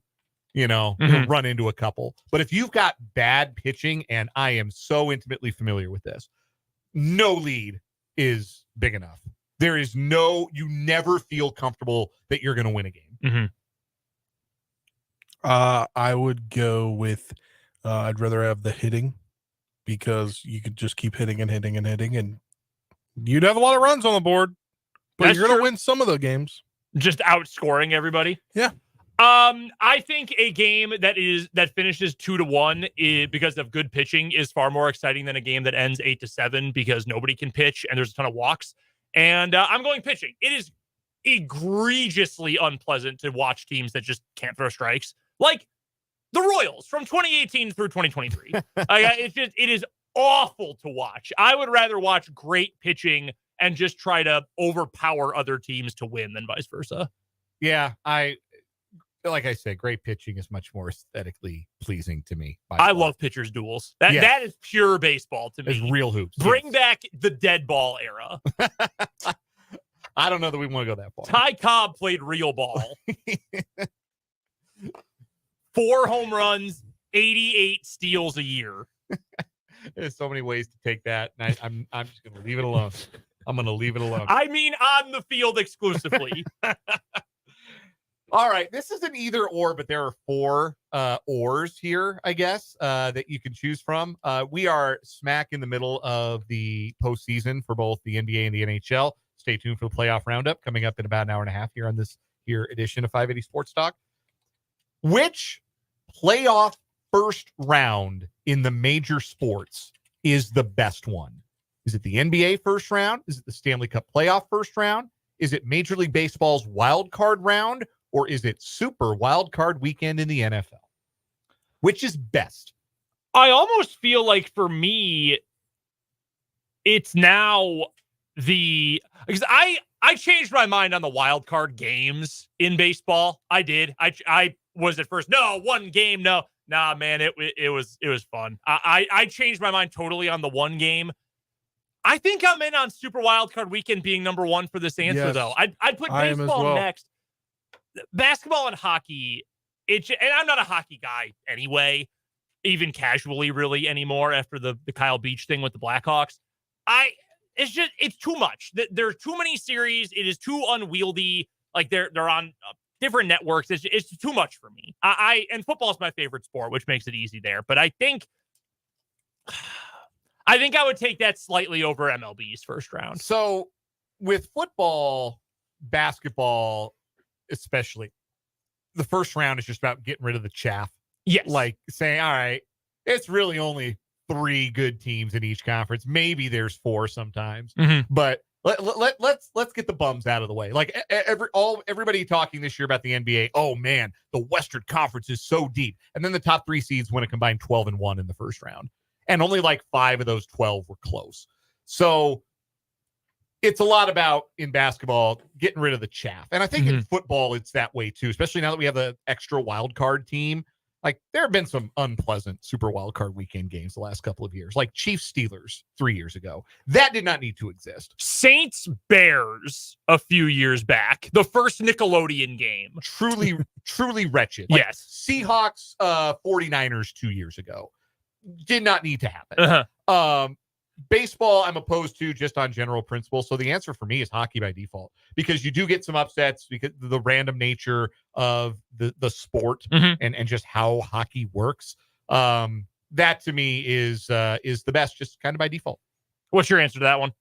Super Wild Card Weekend. Oh, yeah, you did mention that. Real quick, what you got for us? All right. So we were talking about at the end of April, if you'd say 16, 17 wins would be a good win total for the Royals, right? Mhm. That's kind of what we discussed on the show. So they went 18-13 in the first month. The total number of wins after May, they got the 1 win in the bank against the Blue Jays. They got 3 against the Rangers, 3 against the Brewers, 4 against the Angels, 3 against the Mariners, 3 against the A's, Tigers, Rays, and 4 against the Twins, and then 1 the start of the series against the Padres on the 31st. So 28 games in the month. Their win total after May, I've set it at 35.5. Are you guys going over or under? So that would be Another 17. No, 16 more, right? Yes. Is there 19 and 13? yeah. There's already 16 1 in there for the month. 16 more. So they go 16 and 12 this month. Ooh, that's a good number. That is a good number. I think they're going to be probably a little bit of regression for the pitching staff, but some positive regression for the offense. 16 and 12. I will go under. I say they regress slightly and they have a 500 month.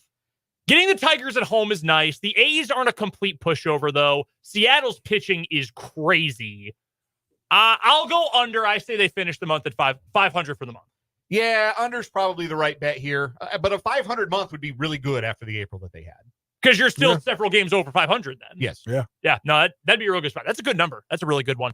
Real quick, before we get to our commercial break, I want to talk to you guys about my good friends at Calhoun's Jewelers right here in the capital city. They have always treated myself, my wife, extremely well for anything we've had to go in for. And right now is your chance to stop in at Calhoun's and pick up a gift that will last a lifetime, just like I've been able to do. The Calhoun's Jewelers spring sale runs through the end of the month of May. 60% off the entire store. Rings, earrings, bracelets, even pre-owned Rolex watches. They are all 60% off. Go check out my friends at Calhoun's Jewelers at 1801 Southwest Gage Boulevard right here in Topeka. Or if you want to visit them online instead, you can find them at calhounsjewelers.com. Coming up next, we'll talk to Rick Peterson for the Lewis Toyota High School Whip Around on 580 Sports Talk.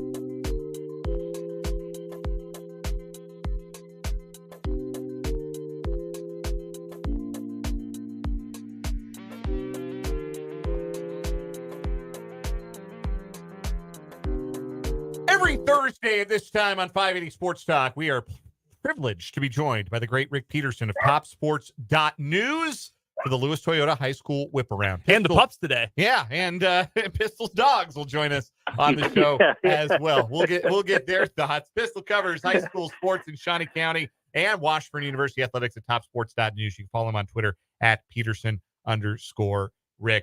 Pistol, we have to begin. We'll get to the on-the-field stuff in just a bit, but we have to begin with the recent announcement of the 4-person class of the 2024 of the Shawnee County Sports Hall of Fame. Bob Benoit, Jim Golden, Kelsey Chipman Stringer, and Nick Stringer will be inducted into the Hall of Fame later on this summer. And I want to get some thoughts from you about all of them. I want to start with Jim Golden, who is the oldest name of the group. Jim Golden, former Major League Baseball player. What do you know about the process of making sure that he was honored, the former Silver Lake Eagle? Well, we've been trying this for probably about 10 years.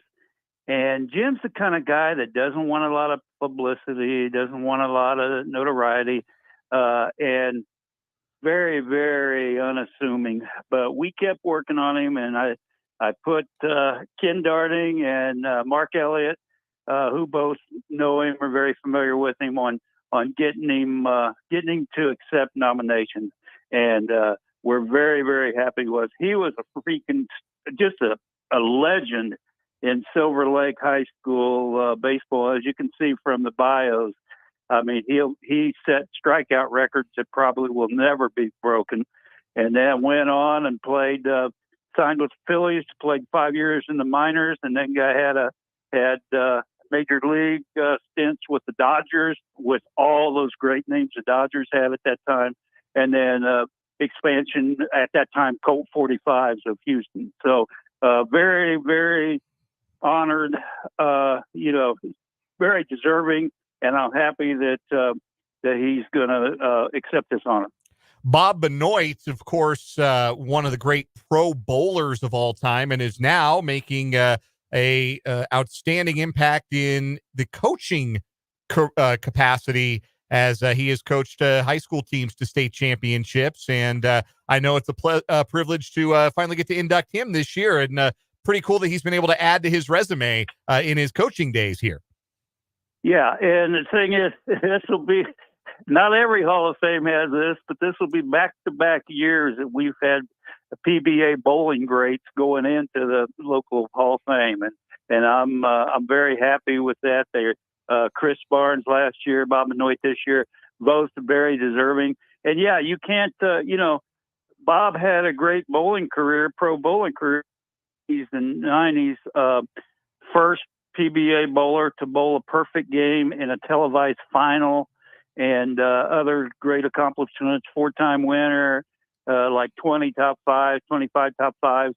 But I'm very impressed with what he's done with the Seaman bowling program. Led him to 3 state titles, including a boys and girls sweep of the titles a couple years ago. And he's a great addition.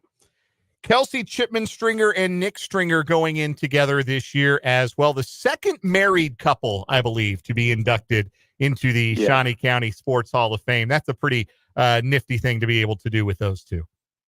Yeah, and I think they were both deserving, and I thought it was just cool as heck to be able to do it together. You mentioned the other one. It was James Patrick and Nadir Hazim Patrick. And I started thinking about that. Why not? Why not do it? Why not let them go in together? Both their families can celebrate the occasion. Both had great high school careers, state champions at the high school level. Kelsey at Washburn Rural, Nick for his dad, Tom at Hayden, and then great careers at K-State. Kelsey still in the volleyball record book in several categories, and Nick was all Big 12 first team as a senior. That is your Shawnee County Hall of Fame class. June 26th is the banquet this year? Yes. And I'm sure there will be more information about that to come at topsports.news, including eventually the high school athletes who will be nominated for fall, winter, and spring athletes of the year. look forward to being a part of that as always. We're talking to Rick Peterson of topsports.news on the Lewis Toyota High School Whip Around here on 580 Sports Talk. Pistol, let's get into what's been happening on the fields of play, and we'll start with Monday's Seaman Relays. What stood out the most to you? What performances were the most impressive from that event earlier this week? Aaron Merritt, Seaman Senior Aaron Merritt, he was good the last couple of years. He's been fantastic this year. He won the 110 hurdles, the 100-meter dash. He anchored their 4x1 relay to a win, and he probably would have won the 200, but because they didn't have prelims due to the weather postponement, another kid ran a faster time in another heat. If they went head-to-head, my money's on Aaron Merritt, but he had 3 PRs on the day and just has considered continued a fantastic season. The first state championship of the spring season is boys tennis. That's actually coming up next week. Next Friday and Saturday will be boys state tennis. We had city tennis contested earlier this week. We also had United Kansas Conference tennis contested. Topeka West took home the UKC title. Washburn Rural beat them out for the city title. What stood out to you about those performances? Yeah, and Washburn Rural also won the Centennial League title earlier this week. That's right. Been a busy week for the Netters. So, Washburn Rural just has a very, very balanced team, and West, obviously lost a lot off that 5A championship team from last year, but they're still very, very good and dominated the UKC meet. Hayden and Care Paravel are already at regional meets today, and then the rest of the city goes to regionals tomorrow, trying to punch their tickets to state. Rick Peterson at topsports.news, our guest, is the Lewis Toyota High School Whip Around here on 580 Sports Talk. I want to shift to the Diamond and talk about maybe the most impressive teams in the county right now, what Silver Lake and Rossville are doing in Class 3A. Silver Lake, a big win over Hayden that was weather shortened earlier this week. Rossville just picked up a couple of impressive wins over Wamego. Of course, the way Class 3A goes, they've got to go through each other to reach the state tournament. But just how good are those two teams, and what are the strengths of those teams that are enabling them to play so well? Well, experience. It's a lot of the same groups that were there last year when they were two of the best teams in their class. And it's a shame because not only in softball, you also throw in Santa Fe Trail that's very, very, very good, and then some others that are good, and some others that, there's 3, 4, 5 that probably could make it to state out of other regionals. But until we get that change, that's the way it is, and you have to live with it. But that's going to be a battle, just as it was last year when Silver Lake just rolled through the regular season and then got beat by Rossville in regionals, and then Rossville went on one state. It's going to be that kind of battle again this year. Pistol, you already mentioned the tennis regionals that are coming up this weekend with boys state tennis set to be the first state championship of the spring season next weekend. What other events this weekend are on the calendar that really catch your eye and that you'll be keeping us abreast of at topsports.news? Well, it's a big end of the week. I'm going to go out and watch Washburn Rural soccer tonight. They're playing a good Wichita Northwest team, but the Junior Blues are rolling again. Nothing new there. They're the number 1 seed in the West. And then tomorrow, city swimming and diving championships and the city track and field meet. So a lot going on. And then next week already, we'll be getting up into state swimming, and then we'll also have league in about all the other sports meets. There was news today off of the fields of play that there has been a new rule that has been added to the NFHS rules of basketball, a new definition and subsequent warning for flopping. One of 12 changes approved by the NFHS Basketball Rules Committee. And the new language establishes what flopping is and establishes a procedure for officials to issue a team warning for the first offense and a team technical foul for the second offense. Oh, you watch a lot of high school basketball, as do I, Pistol. What are your thoughts on a flopping rule coming to the game? Well, I hate flopping. I mean, I hate it. I roll my eyes, and I'm pretty sure you do too. Oh, yeah. Every time somebody gets away with it. But I think this is one more thing we're putting on the officials that I hope that, and I don't know, consistency bothers me, whether we'll get a consistent enforcement of this. And it just, we're already putting the shot clock in, some things like that. I'm for it, but I want to see how it works. Pistol, I'm right there with you regarding the consistency of it. That's a problem we see in college basketball with this. They put the rule in a few years ago, but I've talked to both coaches Brett Ballard and Laura Westling over at Washburn, and we've had these conversations about if you're going to put the rule in, you've got to call it. Some officials do it a lot. Some don't ever do it. That would be my big worry, too. I don't necessarily dislike it in principle, but can you actually get it called accurately when it's supposed to be called? Yeah, and I agree. I mean, it's easy to make these rules. It's a heck of a lot harder to enforce them. Pistol, I wanted to ask you before we let you go a little bit about the Washburn Ichabods. The bat and ball sports are heading into the postseason. In fact, Washburn softball started its postseason today with a walk-off winner, beating, I believe it was UCO, if I'm not mistaken. Let's start with the softball team. Where do you like Brenda Holliday's group going into the postseason? Well, I really like that team. It's just a very good MIAA, so it's going to be a very tough tournament. But I think Washburn has done enough to punch her ticket to an NCAA regional. I hope so. I mean, you did it. I hope that MIAA is rewarded for how good of conference that is. And then baseball's playing their best at the end of the year, and that's what you always want. They're going to have a tough road series at Pitt State to open the MIAA tournament, but both of those teams are very good. And I did misspeak. It was played at UCO, but Washburn knocked off Northwest Missouri State with a 1-run win earlier on today. Yeah. Now they get UCO. Right. I was a little ahead of myself there. Regarding the baseball now they team, get UCO. Real quick, Pistol, regarding the baseball team, we know they can hit with absolutely anybody. It's one of the best offensive teams in the entire country, really just behind their league mate, UCM. Do you have any worries about what's been an up-and-down pitching staff so far this year? Well, concern for sure. I mean, that's going to be the determining factor in how far they go, for sure. And they've had some here lately where they've pitched the ball pretty good, including Washburn Rural product Cooper Carlgren. But that's you don't want to constantly have to win 11-10 games, 11-9 games, 14-12 games, and some of that's been the way for Washburn. Rick Peterson covers it all.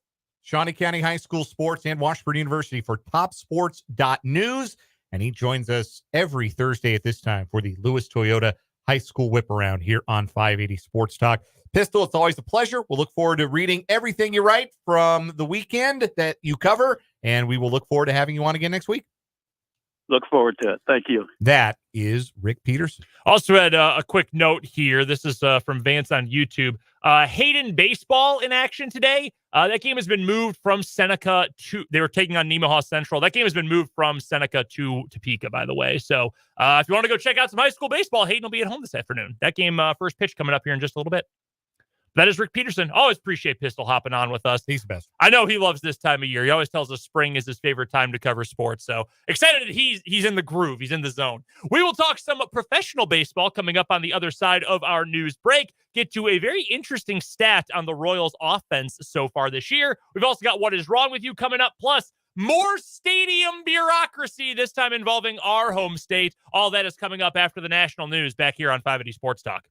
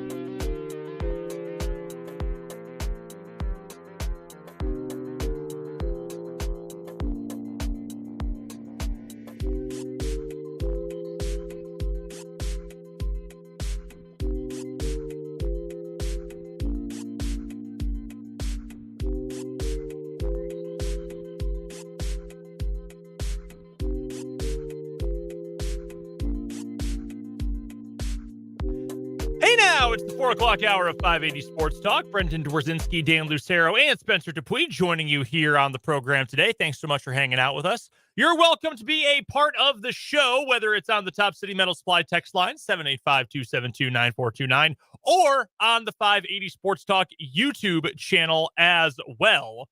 You can also find the video stream on Facebook. WIBW News is the page there, or on Twitter at 580 Sports Talk. We'll get to some Royals baseball here in just a few moments. We also have today's What Is Wrong With You coming up. Spencer and I have a couple of stories for today. And then we've got stadium talk. It's back. It'll never go away. You are in stadium talk prison forever. Until there are shovels in the ground. Every one of your favorite teams will just always have stadium talk. I don't know. I feel like you can say shovels in the ground. Didn't they put shovels in the ground in Chicago at that horse track? That might have, they may have. I don't remember exactly how far they got with, like, the Bears own that land. Yeah. Which is what makes the whole thing so stupid. It's very dumb. They're not getting their lakefront stadium, by the way. The governor of Illinois, J.B. Pritzker, met with the Bears, and then in his first public comments afterwards said their stadium plan is a non-starter, which not great. Even in Kansas City, they're like, well, we'd like to talk about this and work through it. Illinois, nah, you ain't doing that. So just either build on the old Arlington track site or rebuild the horse track. Bring the ponies back. Speaking of the ponies, do you know what comes up on Saturday? the Kentucky Derby. The Kentucky Derby. Post time 5:78. Shout out to Jake Levine. Are you a horse racing fan? I am not. Oh, God. It is the sport of kings, as they say. I love the ponies. Is it because you can gamble on it? No, I've loved horse racing since I was a kid. My parents used to take my sisters and I to the track, and sometimes we'd go with our extended family like a couple times a summer. To Arlington Park. Oh, man. It all comes full circle. It does all come full circle.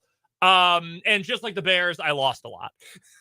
Tomorrow on the show, we will bring back one of our favorite guests, Andy Weingarten, formerly of WIBW, formerly of Wave 3 TV in Louisville, our horse racing expert. He is going to join us tomorrow at 2:35 to preview the Derby. I am so excited to have Andy back on the show. Yeah, love Andy's insight. We gives us a chance to sound like we know what we're talking about when we talk about the Kentucky Derby. He's the best. It is unfortunate, though, that if you are a resident of Kansas, you cannot bet on the Kentucky Derby legally. No, you cannot.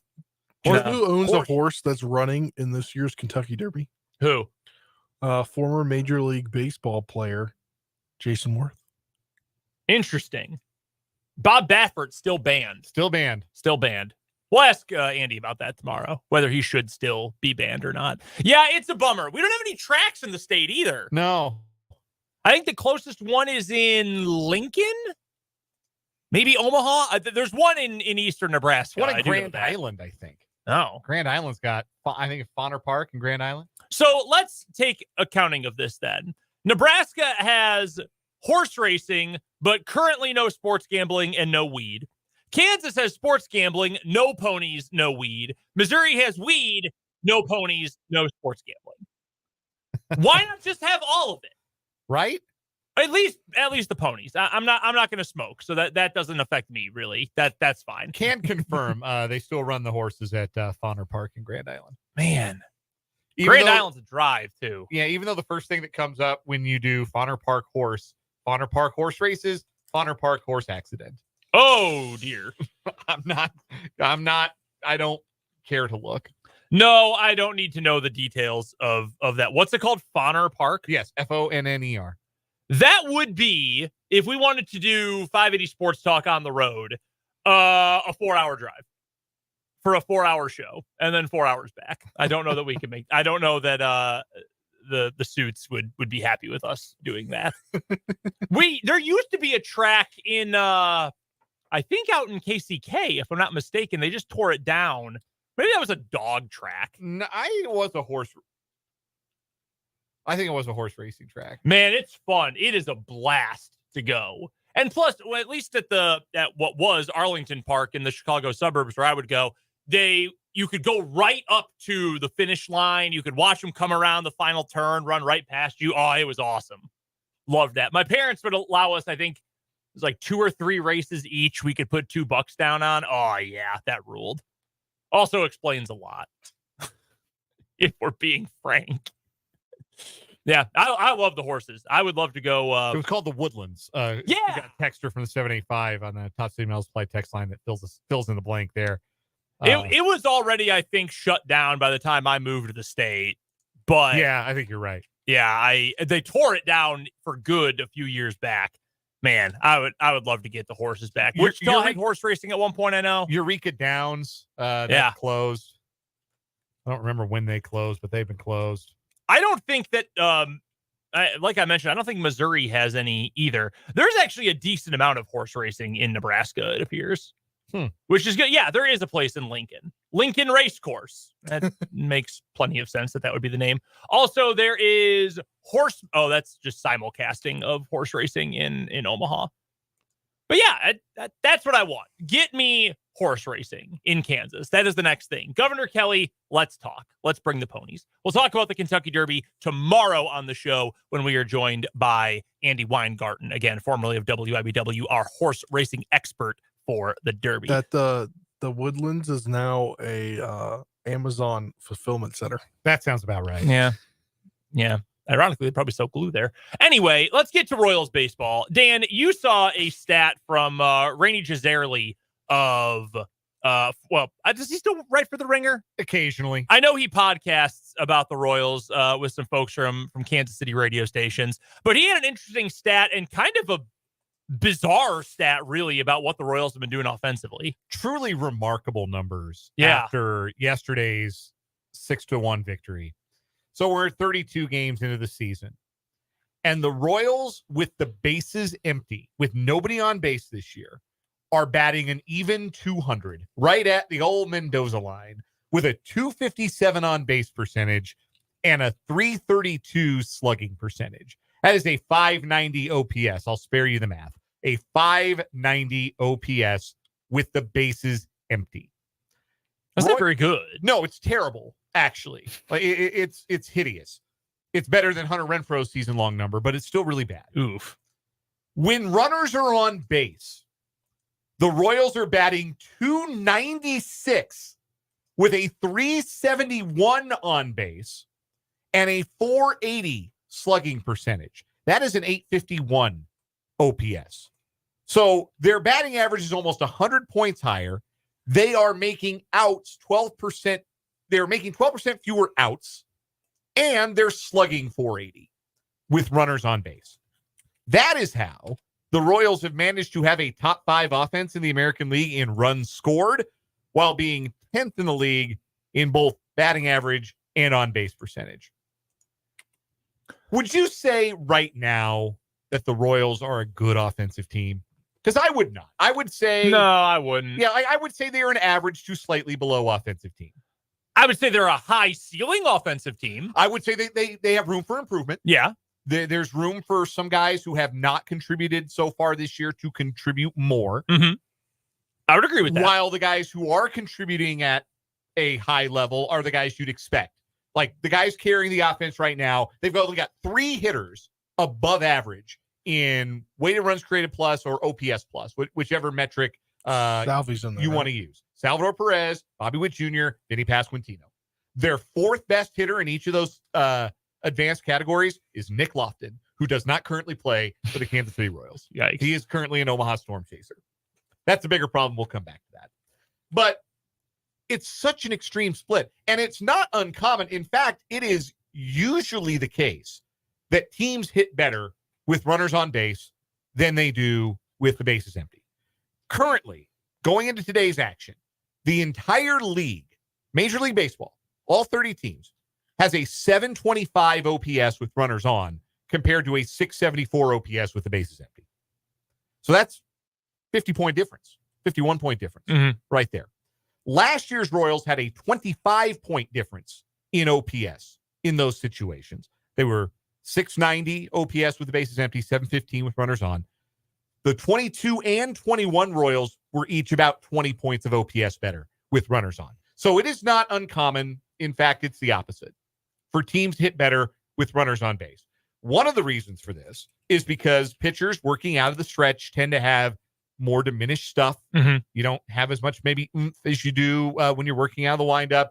Also, certain situations with runners on base are going to require more fastballs. Like pitchers throw more fastballs out of the stretch, especially if there's some speed aboard. And the Royals are third in the league in stolen bases. And that means that when Bobby Witt Jr. is on base, Vinny Pasquantino and Salvador Perez see a lot of fastballs. Because the alternative is you give Bobby Witt Jr. a good pitch to run on. Or you give some of the other Royals a good pitch to run on. Instead, those guys tend to get more fastballs. And hitters, as a class, do better against fastballs than they do against wrinkly stuff. So this is not like unexpected. Oh, the Royals are hitting better with runners on base and with the bases empty. That's not the fluke here. It's the 261 points of difference in OPS. Do you know that is the exact difference between Bobby Witt Jr.'s OPS today and Maikel Garcia's? Wow. So that's what we're talking about here. And this is a really hard thing to keep up for a full season. Though, again, it's not unprecedented. Back in 2013, a team hit 236 with a 297 on base and a 356 slug with runners with nobody on, and 313 with a 376 on base and a 463 slug with runners on base. You know what that team was in 2013? Was that the Royals? No, that was Mike Matheny's St. Louis Cardinals, who won the National League pennant. They did it for a whole year with runners with bases empty, punchless, with runners aboard. Like that batting line, that's like prime Mark Grace. Like the whole team hit like that. Yeah, the whole team hit like Alex Gordon, with runners aboard for an entire season. So I was looking at these numbers and I wondered, like, okay, is there any, like, are they dramatically overproducing in terms of with runners on base, or are they dramatically underperforming with the bases empty? I went and took a look at the ball and play numbers. The Royals have a 232 batting average on balls in play with nobody on. So if anything is going to happen in terms of regression just based on natural ball in play luck, it would almost be positive regression with the bases empty is what you would expect. And if you hit a little better with runners with nobody on, you have more opportunities when nobody's on base.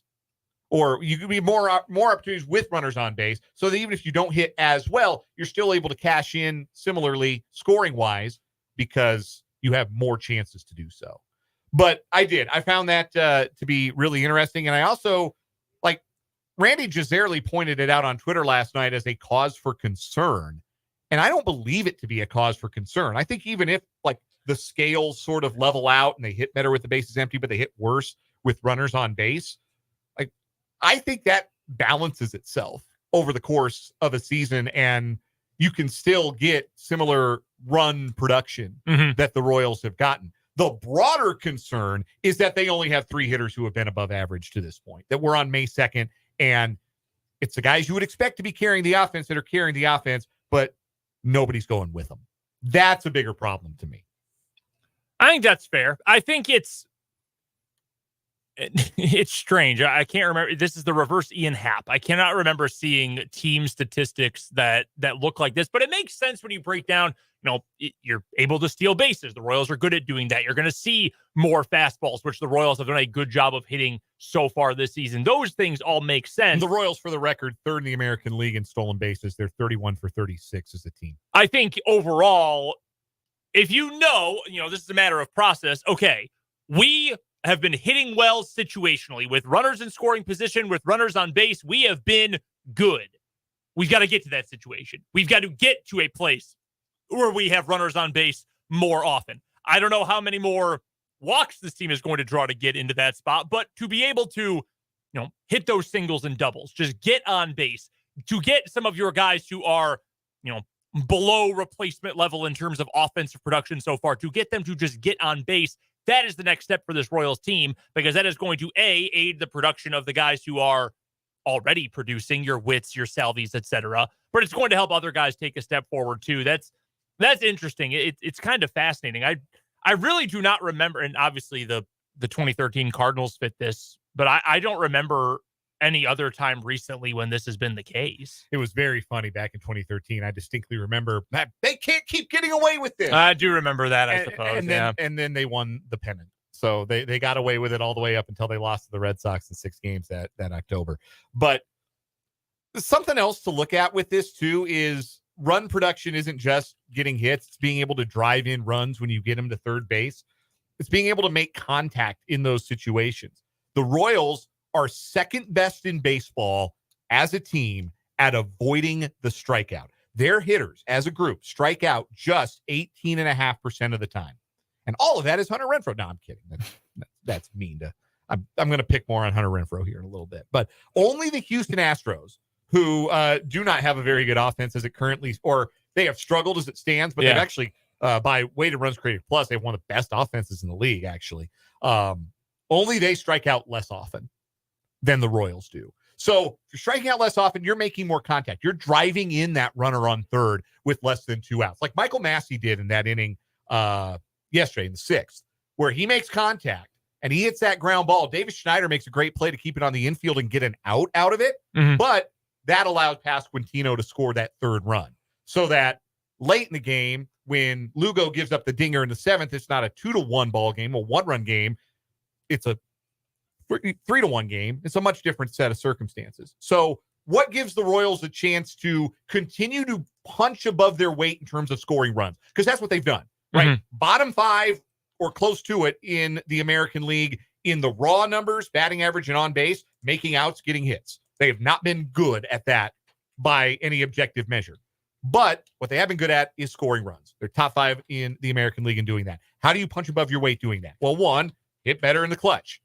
Is clutch real? That's a whole entire show we could do on that.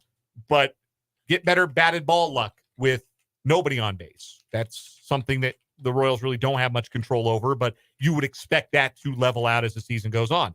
The other thing, too, is just make contact. Yeah. Make a bunch of contact, and the Royals make a lot of contact. That helps you when you do get opportunities with runners in scoring position. You get that runner to second with nobody out. You're getting him to third, and you're getting him in. It's not necessarily playing small ball, but it's just the ability to be fundamentally sound on offense, because you cannot score a run on a strikeout unless the ball gets past the catcher. You're not going to do it. Would you like to tell us about how bad Hunter Renfroe is? Oh, he stinks, man. He is wretched. He is right now batting 148 with a 475 OPS. That is a 36 OPS plus. That is 64% worse than a league average hitter. Now, he has been what they got him to be defensively. He made a couple of really nice plays in the Toronto series. He threw out Schneider trying to stretch a single to a double. That would have been on Tuesday night. He made a really nice sliding catch on a fly ball in the 9th inning yesterday, first out of the 9th inning. So he's been what they thought he would be offensively, but they brought him in to hit for power, and it's not happening. And he struck out 18 times in 88 plate appearances, which, I mean, Nelly Velasquez looks at that and laughs. 31 strikeouts and 97 plate appearances for Nelly Velasquez. That's the guy, strikeout-wise, we need to be picking on a little bit. But, man, I hope that somebody down at AAA Omaha can beat down the door, because this lineup isn't long enough right now. And they brought in Hunter Renfroe to lengthen the lineup, to be a power threat in the bottom third of the lineup. They didn't bring him in to hit 4th. You know, he's here to hit 7th and drive the ball out of the ballpark and drive in some runs, and he's not doing it. And it's hard to do it when you strike out 20% of the time, which actually would be a career low for a full season for Hunter Renfroe, which is wild to think about.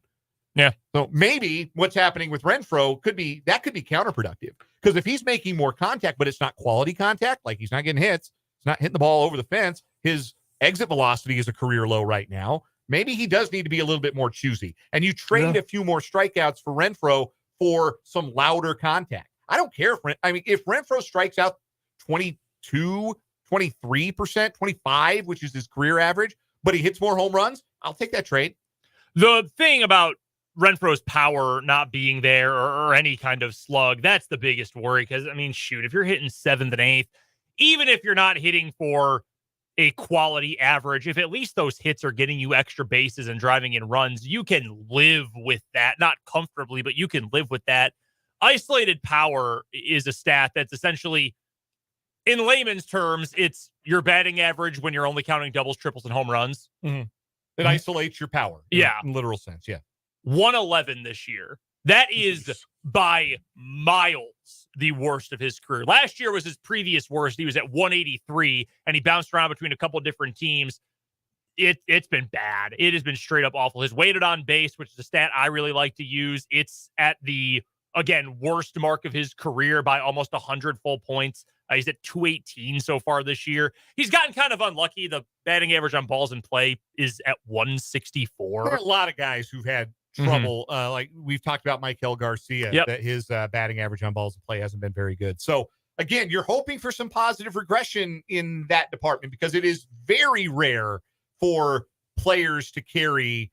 Like the average of batting average on balls in play year in, year out is somewhere between 280 and 320. That's usually where it settles. And yeah, you have outliers one direction or another, but outliers are rare. And when you're evaluating a player and trying to figure out what you can expect, you bake in the hope for positive regression based upon, man, a lot of the batted balls off the bat are not resulting in hits. One player I do want to point out just really quickly, we have a commercial break we have to get to, but who's been really good as of late. Can you name the only player on the Royals who is hitting the ball harder to better places to get hits on the field more often, who's hitting more home runs, who's pretty much the only player hitting better than Bobby Witt Jr. right now for the Royals? Big Sal.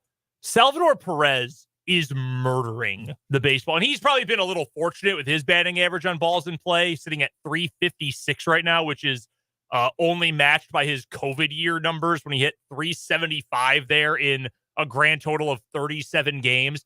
He is massacring the baseball. And his strikeout percentage, best of his career. Yeah, and his walk rate is the best of its career. Yeah. And his framing, his pitch framing is the best it's been in years. Yeah. He's 34 years old. He's not supposed to be reinventing himself like this. No. But he is. It's been really exciting to watch. I don't know if having the energy of a good start to the season has just reinvigorated a veteran player like Salvador Perez, but he does seem to be a completely different hitter. He struck out less in 122 plate appearances than Adam Frazier has in 80. And the whole thing with Adam Frazier was he doesn't strike out a lot.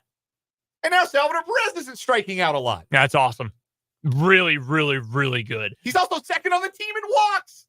He is still chasing a lot, but not nearly as much as he has been, which if you can do that at all is a pretty big deal for Salvador Perez. And it's paying off. It's paying huge dividends. I am all the way here for a Salvador Perez renaissance. A couple of things real quick from the YouTube live chat. Christopher asks, are the Royals the only major league team that has yet to allow 100 runs this season? That is correct. They've allowed 98 total runs in their first 32 games. We also have a poem from Christopher the Bard. Royals aren't sucky. They've just been too darn good. Poet's skills suffer. Hit us with a haiku. One with the haiku today. Yeah, he's more inspired by bad baseball than he is by winning baseball, apparently. Steven asked the important question, how's Fulton Castor feeling about these Royals? Yeah, pretty cruel for Fulton to leave and then the Royals get good. I haven't seen the I hate it here tweet in a long time. I think he's feeling pretty good. I would think so. We also have one from Jeffrey here who says, is Perez maybe the best Royal ever? I don't think anyone's going to take that crown from George Brett. That's going to be pretty hard to take away from him, but it says my fave anyway. Yeah, best Royal of his generation. Easily. I think, yeah. Easily. Like I've said it before. I think they're going to retire his number. I think there's no question. 13 is going to go up with 5, 10, and 20 by the time it's all said and done. Yep. 42 too as well. Yeah, no, it's no one's going to wear that 13 ever again, and nor should they.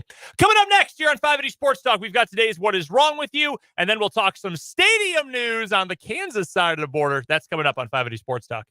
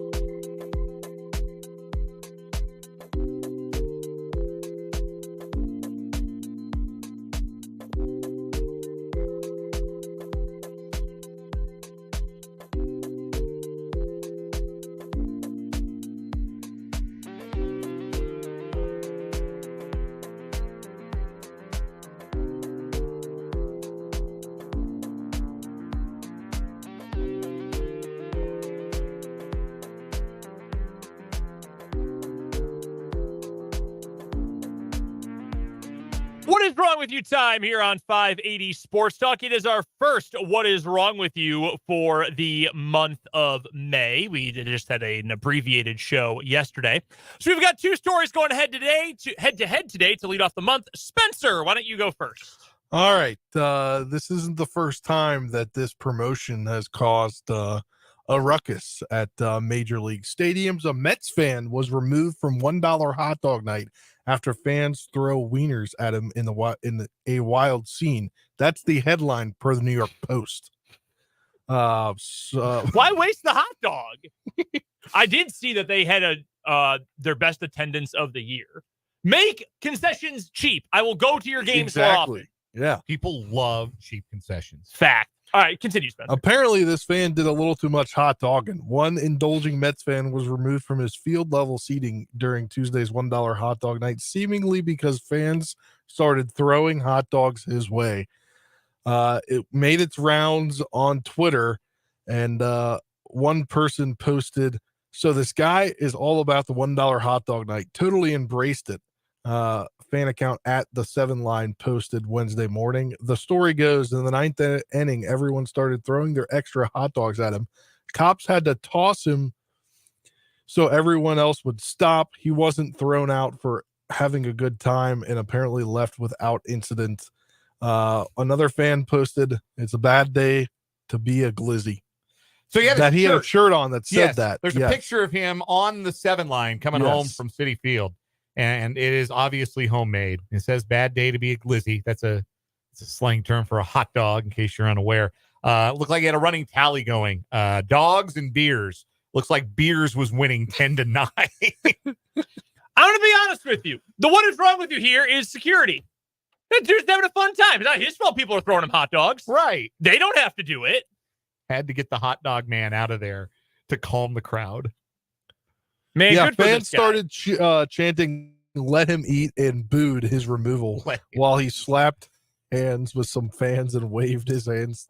Fans waved to encourage him. I got to say, 9 dogs in 9 innings. I mean, if you're really going that is for the it, challenge. That is a challenge that goes on social media. If you can have 9 dogs and 9 beers and 9 innings. Well, like I said, like 9 beers is 9 beers and 9 innings. That's. I'm glad he took the train home. You're going to pee nonstop for a week. Yeah, middle of every inning, bathroom break, instantly. I wouldn't drink the beer, so I would just do 18 hot dogs. 18 dogs? And I would do it. You got 18 in you? You bring me to Dollar Dog Night, you're going to get a show one way or the other. Because I'm going to be housing those things. Yeah, I did Dollar Dog Night last summer at Charleston Dirty Birds of the Atlantic League game. While I was in Charleston for some Legion baseball state tournament action. And I think I got 5 in, and I was like, yeah, I'm done. So that was the limit. Former host of this program, Jake LeBon, and I went to a Rangers game in Dallas at Big 12 Football Media Day last year. And not last year, year before last. Yeah, two ago now, I think. Yeah, 2 years ago now. And it was Dollar Hot Dog Night at Globe Life Field. And the limit, every time you went to a stand, you could only buy 5 at a time. So each bought 5 and crushed 5. And I felt like that was plenty. I was trying to save room. We were going to In-N-Out that night too. That's the infamous. That's the more important part. That's the infamous Jake runs the rental car out of gas night as well. For longtime listeners of the program, you may recall the story. But will we see the Mets put an end to their Dollar Dog Night like the Phillies did after fans were throwing hot dogs at each other during last year's promotion? I hope not. This is what the American people want. The broader problem is not with the dollar hot dogs. It's that people just don't know how to act. People don't know how to behave in public.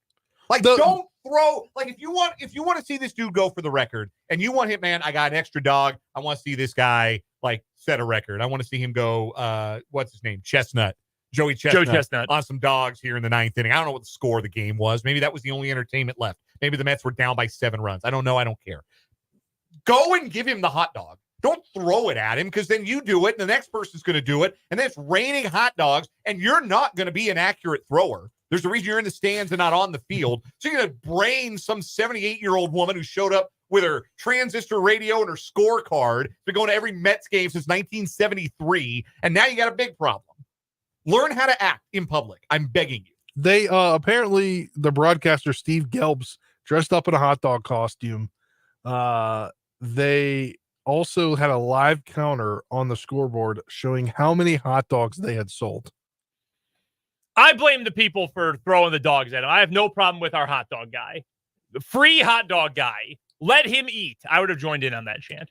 My story today is going to take us to Florida. Glades County, Florida, in fact, where a man was arrested last week after disguising himself as a woman while investigators searched for a boat thief. In a release, deputies say they began investigating a stolen boat back on April 24th, which had been recovered near the old Calusa Lodge in Lakeport, Florida. During that time, the suspect was identified as 33-year-old Joshua Kolotka. Deputies began spreading out to search for Kolotka and eventually found him in a strange situation. According to the release, Kolotka exited a nearby home dressed as a woman in an attempt to disguise himself, though deputies were able to spot him and still took Kolotka into custody. He was arrested in the theft of not only the boat, but also a John Deere Gator UTV. He was also arrested for 2 outstanding warrants out of Okeechobee County. Quote, it should also be noted that numerous other items were located on scene, according to the release. These were possibly stolen from the same area. As a result, deputies are working with the Seminole Police Department to identify the other stolen items to see what else he might be guilty of. By the way, he's also facing a charge of resisting an officer via disguise. That is a new one. Yeah. First of all, terrible wig. Like, you really got to go. If you're trying to elude capture. This looks like a Halloween costume. Yeah, and your grand plan is like, I'm going to go real undercover. Like, I'm going to dress like a woman. First of all, got to have a better wig. Mm-hmm. Second of all, got to fill up the dress, man. You have to fill out the dress in a certain way that he very clearly neglected to fill out the dress. Put on some makeup or something. I mean, this isn't even close. Yeah, you're barely trying. There's so little regard for the police in your area if you think that's gonna fool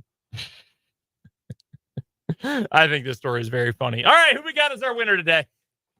My winner is Jeffrey in the YouTube comments for saying he eats hot dogs with mayonnaise. Ew, Oh Jeffrey, no, God. no, ew. On a slice of bread? While I was out of town with my buddies this weekend, one of the guys in the group was eating mayonnaise and mustard as his only condiments, and I was so disgusted. Oh, man. Yeah. Get that mayonnaise out of my face. Now, winner today is our guy who dressed like a woman. I don't. Yeah. Like, because I don't know really who the. Everything's wrong with the other story, you know. Yeah, everything is wrong with the.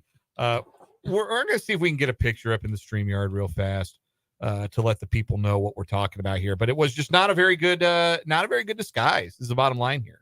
No, it's an awful disguise. Yeah, really bad. Let's see if we can get the picture up here. Here we go. It's up on the YouTube. Yeah, our gentleman. He shaved at least, but he's just wearing cheap sunglasses, a crappy wig. No effort to fill out the front of the dress. Like, didn't even shave his legs or anything. No. I mean, very hairy knees. Yeah. I mean, darling cardigan over this dress, though. It's like I like the like a light blue dress. Yeah. Interesting pattern to it, like leaves. I think it's feathers. Yeah, feathers. Yeah, I'm gonna go with feathers. Yeah, but no, not a great costume for this guy. That wig is terrible. It's so bad. Yeah, it gets my vote too. That is our first winner of the day, of the week, and of the month in What Is Wrong With You here on 580 Sports Talk. Coming up next, the state of Kansas wants in on the Chiefs, maybe even the Royals. Who is standing in their way? What is the state trying to do to get them over the state line? We'll get to it next on 580 Sports Talk.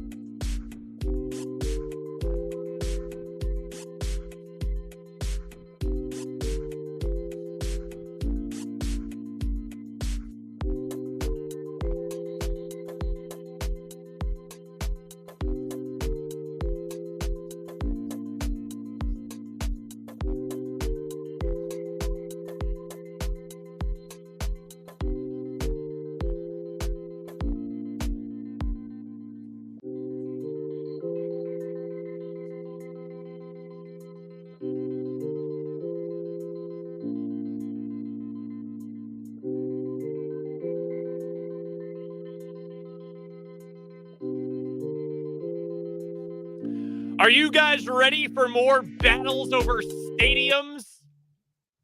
Yeah.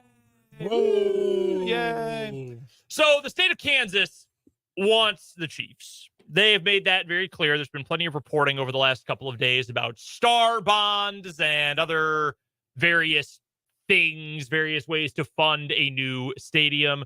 What about all that money that is being taken from sports gambling that is just sitting in a fund that is not doing anything for the rest of the residents of the state? Yeah, that's enough to get like one entrance built on a new stadium. I think that's exactly what Governor Kelly said when somebody asked her about it like a week or so ago. She said, yeah, we could maybe get a concession stand. She's got a point. So here's the thing. I am not at all surprised that the state of Kansas is making a push for this and that there is bipartisan support for this. Because if you can say, hey, we want to bring the Kansas City Chiefs to Kansas, every single politician involved, that will forever be their legacy. Like, if you're the governor, Laura Kelly, you were the governor who brought the Chiefs to Kansas. If you are a local representative, you are a state senator, you work in the state house, I was part of the legislature that brought the Chiefs to Kansas. That's your legacy. And honest to God, you can probably live on that the rest of your political life. Yes. And honestly, outside of politics, you can probably live on that too. That's a motivational speaking career for decades to be one of the state senators who voted to bring the Chiefs to Kansas. I'm not surprised by this. Put that on a gravestone. For real, though. Yeah, first line of your obituary. I cannot get it out of my head that Missouri is going to do whatever it can to keep the Chiefs. And I think it's going to come down to just personal belief. I think this will essentially come down to where does Clark Hunt want the Chiefs to be? And I think if you asked him right now and got a 100% honest answer, I think he would say, I want to stay right where the Truman Sports Complex is. We're going to have space. We're going to have land. We'll be the only show in town over there. And we'll build Chiefsville. And we're going to put up a hotel from a Marriott, a Hilton, and a Holiday Inn. And we're going to put up 18 different bars that all serve the same drinks and the same $18 appetizers. And we're going to have a stage for concerts. And we're going to put up a pond that'll freeze over. And when you come for Sunday Night Football in December, it'll be a skating rink. Like, that's we're going to call it the Kingdom or Kingdom Live or something like that. Oh, yeah. They'd be naming rights with whoever owns the Live. Nah, the guys who built Power and Light and KC Live will just build it. And then they'll do the whole thing. I think that is what the Hunts want. But I do think that there is at least some real intrigue here because before we even get to the stadium and what it might look like itself, Kansas clearly wants it. Let me phrase it differently. Politicians in Kansas clearly want to make this work. I don't know that they can, but there's clearly a desire to woo the Chiefs here, even if I don't think in the end they will move from their current home. I don't know what the will of the public is. I mean, we kind of know what the will of the public in Kansas City was for the first proposal. Mm-hmm. It was pretty firm no, as it turned out, at least from the 24% of the voting populace who turned out and punched the ballot one way or another. But that's my big question is how much political capital are folks on the Kansas side willing to spend on this? How much of a priority should it be for the state of Kansas to build a gleaming palace for the Chiefs? Because the Hunts' preference is to spend as little of their own money as they have to on this. I think that's priority A. We want to be somewhere that they'll pay for it, or at least most of it. That's where we want to be. That's job one for us, is we'd like the smallest hit to our own pocketbooks here. Mm-hmm. We want to be somewhere where we're wanted, wink, wink, where we are the priority of the people and they are willing to pay a tax to build the Chiefs Kingdom, Palace, whatever you want to call it. Mm-hmm. Like that's where they want to be. And if that's Legends, if that's across 435 from Legends, like the renderings, if that's DeSoto across to where they're going to build the Panasonic plant along K10. Yeah. Like if that's where it is, then fine. That I think is their larger preference. I would think so too. I think when you mentioned the public with the resounding no, I wonder how much of that was not wanting to fund it, period, and how much of it was just not wanting to be insulted. Well, that's what they've got to find out, right? Like, if I'm John Sherman or Clark Hunt, that's what I want to know. Yeah. Like, I want to know, okay, is it us? Are you trying to evict us? Or did we maybe just have a bad plan? But that would require a level of introspection that, frankly, I'm not sure most rich people are capable of. I mean, certainly sports franchise owners, because they've proven over and over again that that's not really their thing.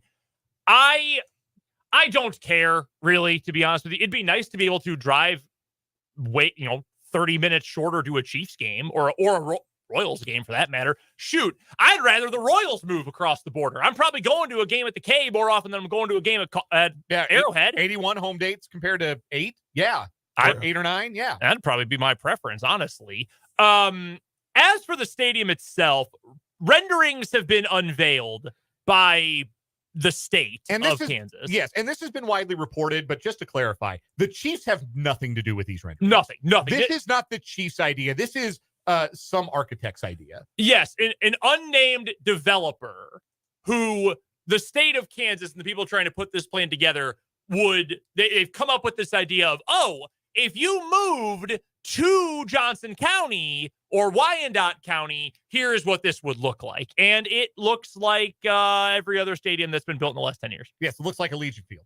Yeah, which... The outside gives me big Jerry World vibes. Yeah, it does look kind of Jerry Worldy from the outside. I had a similar thought. Yeah. Not the inside, though. Yeah, inside it looks just like a Legion Stadium, like almost to a T. Like, also, it looks like they did a weird roof. It just looks weird. I think it's supposed to be retractable, I think. Okay. I don't like indoor football. I agree. I don't think that it's... But a Super Bowl. I think, yeah, that's the idea, right? Like, we put a roof on our stadium. We can bid for a Super Bowl. Yeah, that's what you can do. And a Final Four. You can bid for a Super Bowl. You can bid for a Final Four. But if that stadium's on the Kansas side over at Legends, you know what you're not getting? Either of those things. You think so? No, absolutely not. You're only getting that if you're in downtown Kansas City or more adjacent to downtown Kansas City.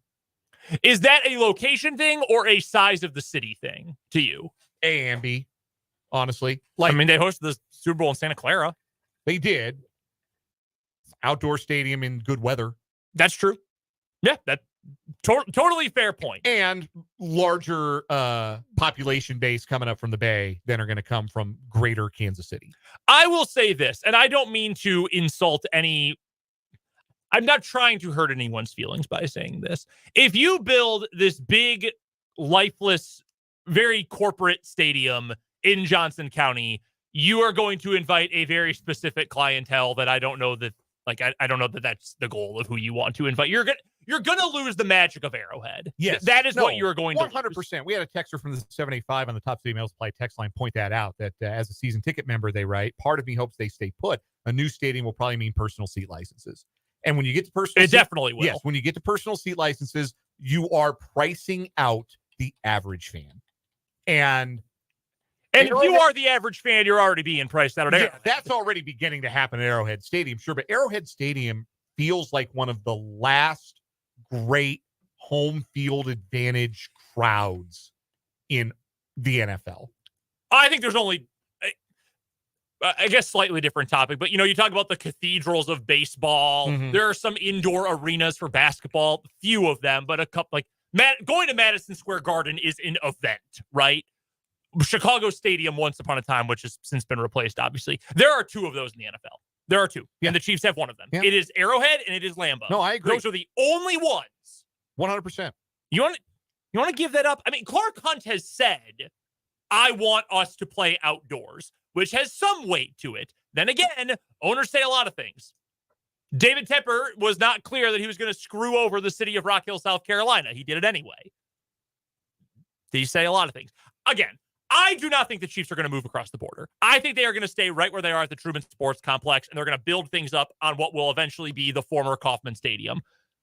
But I think there's at least a little intrigue here. I think there's at least something worth paying attention to, because a lot of people in the legislature on this side of the border are very interested in bringing the Chiefs over. We've got 1 hour left on 580 Sports Talk, and coming up right after the news, we'll get that hour started with our 580 Sports Talk headlines.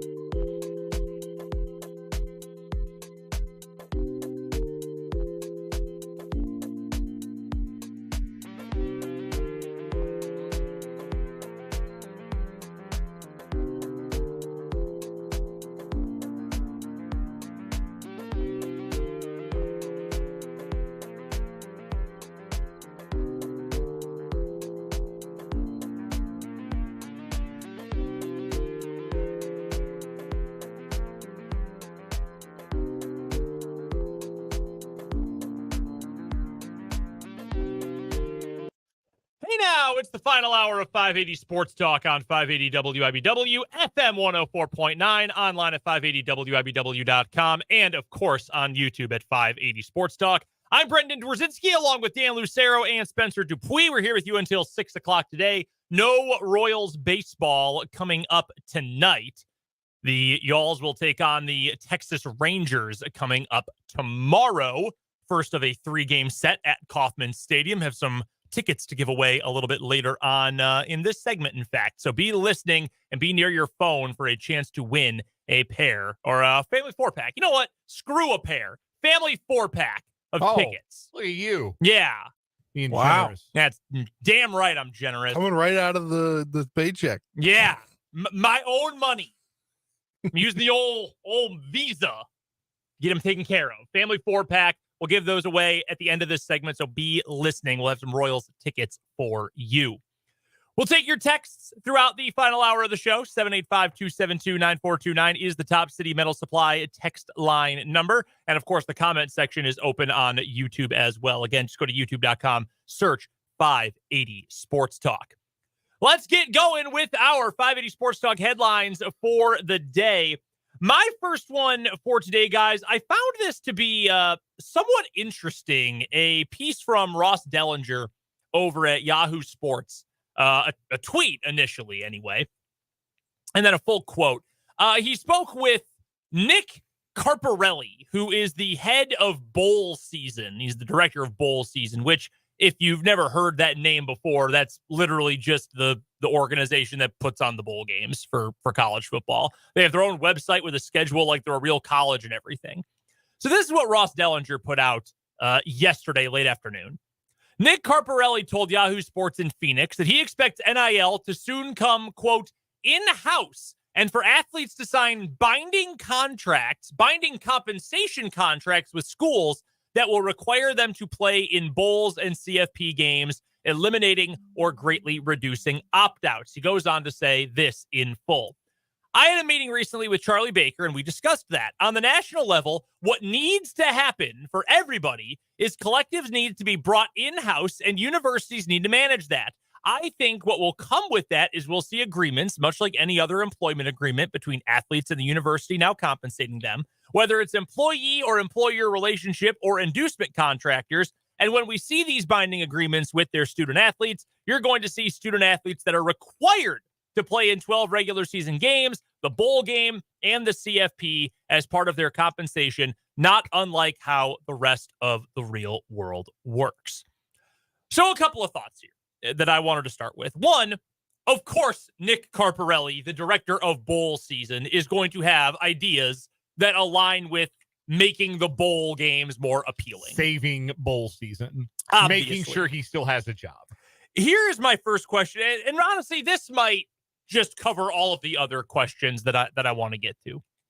And I mean this earnestly, as someone who wishes we put more emphasis on bowl games. I wish we went back to 20 years ago when there were 20 bowl games. Just going to a bowl game was a big deal. They all mattered. And you flew a flag for it, or you hung a banner, or you celebrated the trophy, you had a parade for just going to a bowl game, whatever. I want that. I would love to go back to the BCS era. And yet I'm still left with this question. What needs to be saved? Seriously. Like teams still go to the games. Teams aren't opting out of bowl games, generally speaking. Players are opting out because they want to get ready for their NFL future. And sometimes that means you are missing a star player. And maybe and you can tell me if this is the case, I am viewing this from the perspective of someone who, as a fan, is a fan of the Kansas Jayhawks. Not Jalen Daniels, and I'm a fan of him, or just a fan of Devin Neal or Kobe Bryant or something like that. As a fan, I care about the university itself. I'm going to watch the game, and I'm going to care about the game whether or not those guys are playing or opting out. That's not going to change for me. I care about college football because I love college football. And whether or not, give me a random player. When Christian McCaffrey opted out of, I think it was the Sun Bowl. Yeah, Sun Bowl. His final year at Stanford. And when they played North Carolina, I thought, damn, that's a bummer. Not, well, I'm not going to watch. No, I was going to watch because I wanted to watch the Sun Bowl. I wanted to see that game. I wanted to watch more college football. That does not change anything for me. So I don't know that we need to, quote, save the bowl games or save bowl season, because I think if you get into that territory, you're arguing about something that you don't need to argue about. That's my perspective on it anyway. I think that's a fair point. You took away something very different from Nick Carparelli's comments that I did. My big takeaway was finally someone willing to acknowledge that college football players are employees of the university and should be treated like employees of the university. So yes, if you want to say you're playing in every game, you are under contract to play 12 regular season games, a conference championship game if we make one, a bowl game if we make one, any college football playoff games we make if we make it. You are contractually obligated to play those games, then fine. They're employees now. Pay them accordingly. If we get there, then that's great. Then you won't see any opt-outs because they will be employees of the universities and they'll be getting paid accordingly, which is where we should have been many, many moons ago. See, but I disagree because this is so much focusing on, well, the players are opting out and the players are leaving and the players are choosing not to play. What happens to the players that are getting benched by their coach unfairly? What happens to the players that are getting pushed out of the program when they don't want to leave? I'm not even saying that they shouldn't be listed as employees. That is an argument that is ongoing. Our guy Matt Brown has written a ton about that. The National Labor Relations Board has heard plenty of things about that. We are probably going to get there at some point. My big issue with what he's saying here, other than the fact that I don't think anything needs to be saved, is this is taking such a myopic view of a problem that has been treated in a myopic way forever. We hear constantly about, well, this player didn't want to deal with the grind. This player didn't want to compete. Well, who's saying that? Where are you getting that information from? I saw just today. It was a thread on Reddit, actually, about Josh Pate. I don't know if you guys know who Josh Pate is. He does a YouTube show. He works for 24/7 Sports. Late Kick with Josh Pate. I know a lot of people who love his stuff. Fitz has talked about him before when he's come on with us. He's had Fitz and Michael Swain on before. Their national college football show is hosted by Josh Pate at 24/7 Sports. And he had some takes when the portal opened a few weeks ago where he said that we might have the craziest portal window ever. I have heard these huge stories. We might have crazy things that'll never be the same. Your favorite team is going to be gutted, etc. Nothing happened. There were no major moves during this portal window so far. We haven't seen a starting quarterback move on. Shoot, one of the biggest things that happened was today when KU got a former 4-star offensive lineman from Michigan, former top 300 player, committed to KU today through the portal. Awesome. Like, that's the biggest thing we've gotten. He played one game last year. The guy KU's recruiting from Michigan State, By Job, defensive end, redshirt freshman, one career game. Like, those are the kind of players who are moving right now. So I see people online saying, well, he's full of it. This is nonsense. This is crap. But one comment was very illuminating to me. They said he talks all the time, Josh Pate does, about how close he is with coaches. Oh, well, suddenly this all made tons of sense, because who has been more up in arms about the transfer portal, about NIL, about, I make $10 million, but it's so hard to keep a roster, than head coaches? Yep. They are the ones who have contributed to this narrative, so much of this narrative, about how players are quitting and leaving and demanding millions of dollars, which is hilariously ironic in the first place when you look at least public coaching salaries. I think the issue I have here is we are not looking at this from multiple perspectives that need to be considered. Because if you're only looking at it as, well, players are quitting, okay, well, sure. And in terms of bowl games, probably. You probably are, quote unquote, technically quitting because you're choosing to get ready for the NFL draft instead of playing in a glorified exhibition. Fine, so be it. But generally speaking, that's not the only situation here. Players are pushed out or recruited over or asked to leave all the time, constantly. You want a basketball example? Remember Kyle Cuff? Yeah. Kyle Cuff wanted to stay at KU, really wanted to stay at KU. And in retrospect, probably should have stayed at KU, so there would have been another guard they could have used, even for 5 minutes a game. It was very obvious that people at the school were saying, hey, you should transfer. No, we're telling you, transfer. Your spot is not going to be here. Transfer, until he finally relented and left. We talked about that with Michael Swain a ton last spring. there are multiple sides to this. I just feel like when you hear quotes about we need binding contracts, you have to play in bowl games, I just don't think it's that simple. I think that is glossing over half of the issue. I think it's extremely. Yeah. I think it's actually extremely simple. If you want them to be bound to employment agreements, then make them employees and pay them, and then they can go get NIL money through endorsements, just like a professional athlete could. But if you want them to play, if you want them legally binded to play in all of your games, even when you go 6-6 and you're playing in the Bob's Tire and Auto Bowl in Dubuque, okay, I'd cover that game. Pay them accordingly.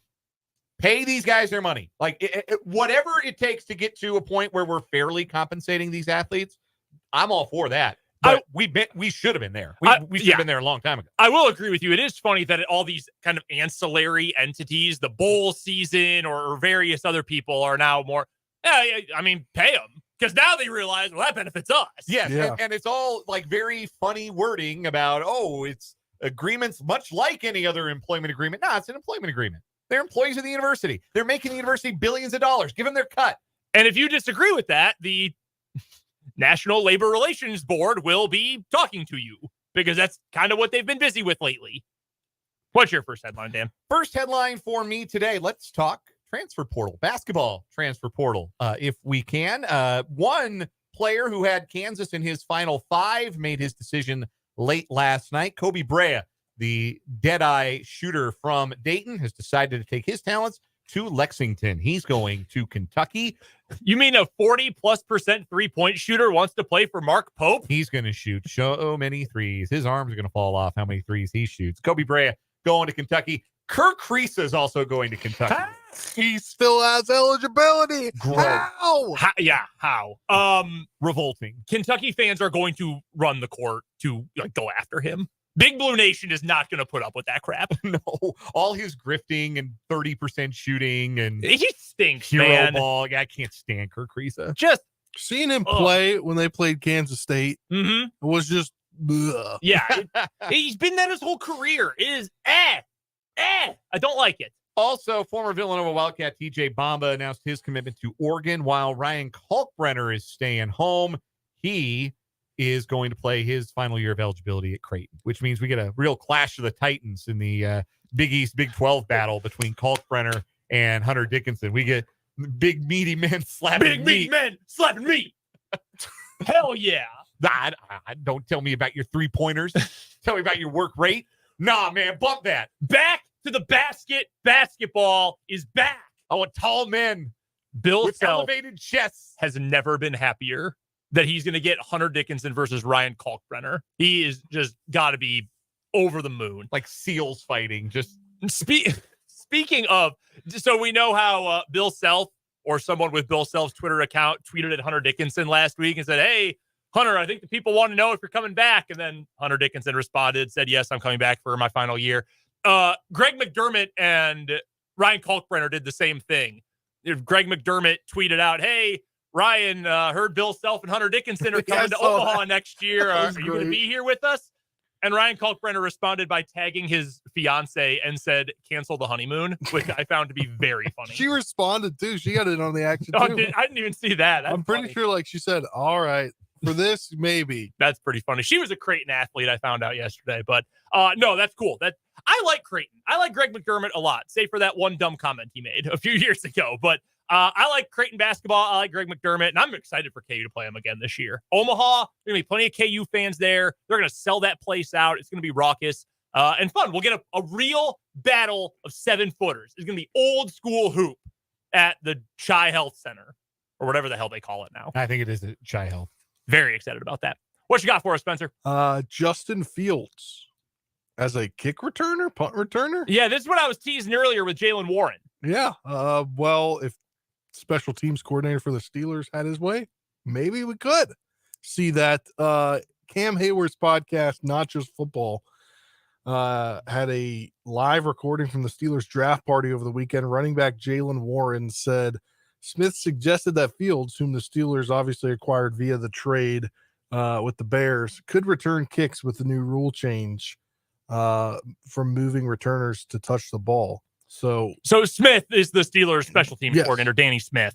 And yeah, suggesting that it is possible that with these new rules, maybe you use Justin Fields in that capacity. This is kind of a difficult situation because there's like a weird racial thing with talking about players switching positions. We remember the Lamar Jackson thing. That was just Bill Polian spewing racist tropes. Like, it was ridiculous. Here's the difference to me. Justin Fields stinks as a quarterback. He's just not good. We've got the tape. Yeah, we've everyone's seen the tape. He had almost 3 full seasons of being a starter, and he never got better. Like, he's just not a good quarterback. He is a supreme athlete. One of the best athletes in the NFL on the offensive side of the ball. I would try this. Some guys refuse to do it. Tim Tebow famously said, I am a quarterback. I am not going to move to H-back because I am a quarterback. Tim Tebow shortly thereafter became an analyst for the SEC network. Then tried to play baseball. And then tried, play for the Rumble Ponies. Justin Fields, if he is willing to say, I'll do it, I think Justin Fields could be really good as an offensive weapon. Terrell Pryor did it. Justin Fields is just as good an athlete as Terrell Pryor, both Ohio State quarterbacks. I would give it a shot if he is willing to do it. If he's not, fine. Your career ceiling is limited because you're not a good quarterback. It's just a weird thing to do with your backup quarterback, unless you feel really good about QB3. That is true. That's where the point I was going to bring up. I'm like, that's a good point. Who do you think is the Steelers' third quarterback? Oh, I think we know, don't we? Didn't they trade for? It is. I think it's a funny answer. It's Kyle Allen. Yeah, okay, that's not that funny. And then you know what's funny? They also drafted John Reese Plumlee. They drafted him? Yeah, he was one of the last picks of the 7th round. I totally missed that. Yeah, they drafted John Reese Plumlee. They have Plumlee. a stockpile of people on the quarterback depth chart at the moment. Yeah, so they've got Russell Wilson trying to reclaim glory. Justin Fields trying to prove he does not actually suck at being a quarterback. Kyle Allen, who's just happy to be here, and they drafted that guy? That's their quarterback room. Good luck with that to Mike Tomlin. And I kind of mean that sincerely because I still like Russell Wilson a little bit. I've seen a lot of Justin Fields is going to win that job by week 9. What football have you been watching? He's not good. He's horrible. Not good. I don't get it. I truly do not understand it. As a Packers owner, I wish the Bears had kept him because I think Caleb Williams is going to be a stud, and I think Justin Fields is terrible. But he's just not good. I don't understand. Like, some people, you can understand why they develop cult followings. I will never get it with this guy. Wait. Never. I just thought about this. Don't they, and I'm looking at it here, they have Cordero Patterson on their roster. Why would Justin Fields need to be a returner? 1 return punts, 1 return kicks? I don't know. That's a great question. That is a great question. And a good point from a texter. The top emails apply from 785. Steelers will still be 9-8 end of week 18 regardless. Yeah. Probably a good point. That's what they do. Probably a good point. Dan, do you have any other headlines for us? I sure do.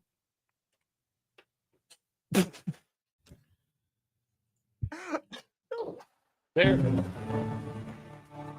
It's time for the 580 Sports Talk Playoff Roundup.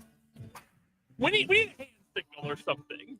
Yeah. I didn't know if you were actually going to give another headline He asked me if I was going to give another headline. before we get into the playoff roundup. So that's what confused me. We'll throw up a hand signal. We'll work on it. The execution is lacking. We still got a month and a half. Yeah, that's true. The sound effect not always there when we call, but it's always on time. It is playoff roundup.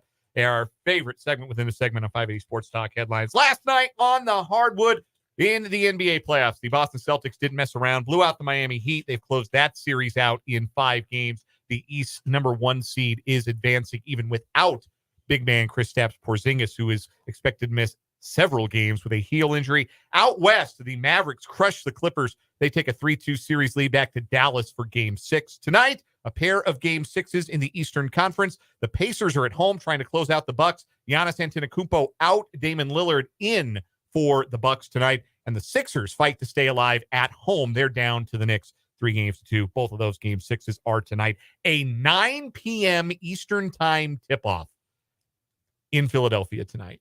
Oh, 9 p.m. Eastern time? Yes. They're running a doubleheader, except they have no Western Conference games to show.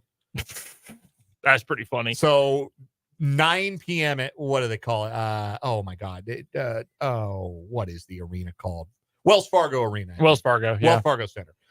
So yeah, that'll be quite an atmosphere. I bet that's gonna be a pretty lubricated crowd on a Thursday night at 9 p.m. Apparently, you're to the 76ers, right? Yes. Apparently, one of their minority owners. Yes, Michael Rubin, Satan, aka Satan, for ruining sports gear with Yes. his He's the company, Fanatic. Also, how can he own a sports team while owning Fanatics?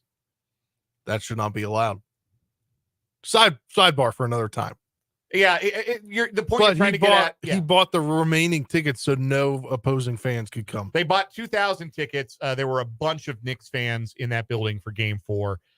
They're trying to avoid that. So, yeah, they did buy a bunch of tickets, trying to get more Sixers fans in that building. That's been a weird but very competitive and very physical series. Who will Joel Embiid try to injure tonight? Find out. I respect Joel Embiid's desire to do whatever it takes to win, but blatantly stepping on dudes, that can't be it. He took Bogdan Bogdanović out of the playoffs with a dirty play. He's one of the dirtiest players in the NBA. I have zero respect for Joel Embiid. I don't like anything about him. I don't like his face. I don't like the way he talks. I don't like the way he dresses. I don't like the way he plays. I don't like the way he grifts for fouls. I don't like all the dirty plays. I don't like how he's begging for MVP last year and actually got it. I hate Joel Embiid. I wish him ill. I wish him and the Sixers ill. In the NHL last night, the Edmonton Oilers eliminated the Los Angeles Kings in 5 games, while the Dallas Stars got a late winner from Jason Robertson to take a 3-2 series lead over the defending champion Vegas Golden Knights in that Western Conference first-round series. Just one game tonight, Game 6 out east in Toronto, as the Maple Leafs try to extend their series against Boston. They won Game 5 without their leading scorer, Austin Matthews. They're going to have to try and win Game 6 without him tonight as well. That is your playoff roundup. Who you got tonight? I will take start NBA. Yeah, I'll take the Pacers and the Knicks to finish those series, and I will take Boston to finish off the Leafs. I think Boston gets the win tonight. No Austin Matthews again is pretty tough. I think. Oh man, yeah, I think Indy and New York both win. You know what else I got? A second straight good night of sleep because my teams are done with their first round series, and we're just cooling. We're waiting for round 2 over here on this side. I got a good night of sleep because my team isn't in the playoffs anymore. You don't have to fret about them anymore. It's just it's over. You're out of your misery. Till next year. And then the cycle all begins again. Yeah. That'll do it for our 580 Sports Talk headlines. We've got more 580 Sports Talk coming up after the break here on 580 WIBW.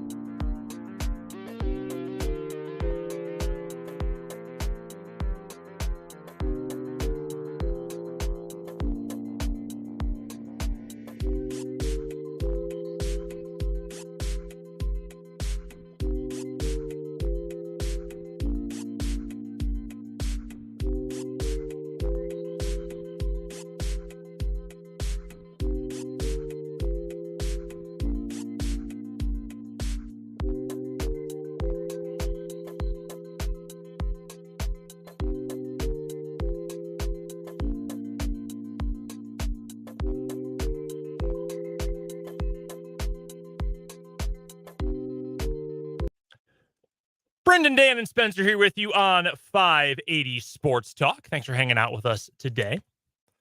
Full show coming up for you tomorrow as well as we get you ready for Royals baseball series opener with the Texas Rangers. We'll be joined by Andy Weingarten, our horse racing expert, to preview the Kentucky Derby.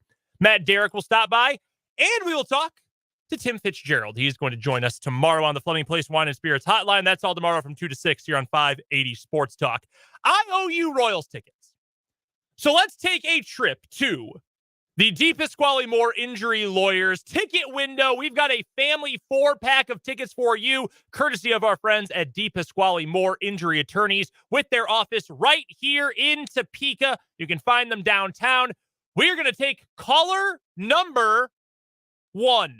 785-272-9429. Caller number 1, a family 4-pack of tickets is coming your way for Royals versus Rangers coming up tomorrow. 6:40 first pitch, family 4-pack of tickets. We just need your name and your email address, and I think we're getting that handled right now. So a shout out to our winner. We will hear who our winner is coming up in just a few moments. I saw yesterday on Twitter, someone described the AL West as what everyone thought the AL Central was going to be.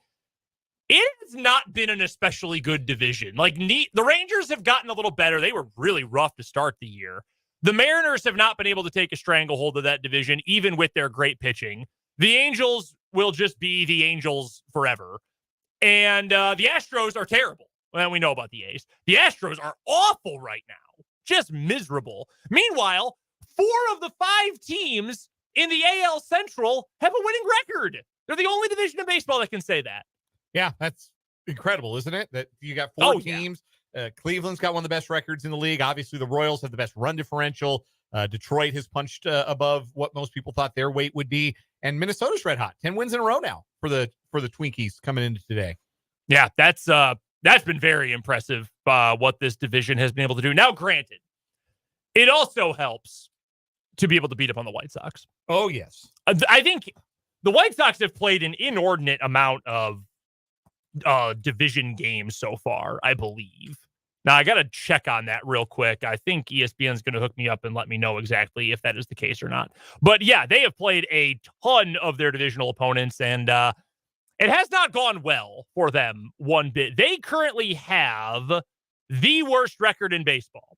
6-25. They are the only team in the division with a negative run differential so far.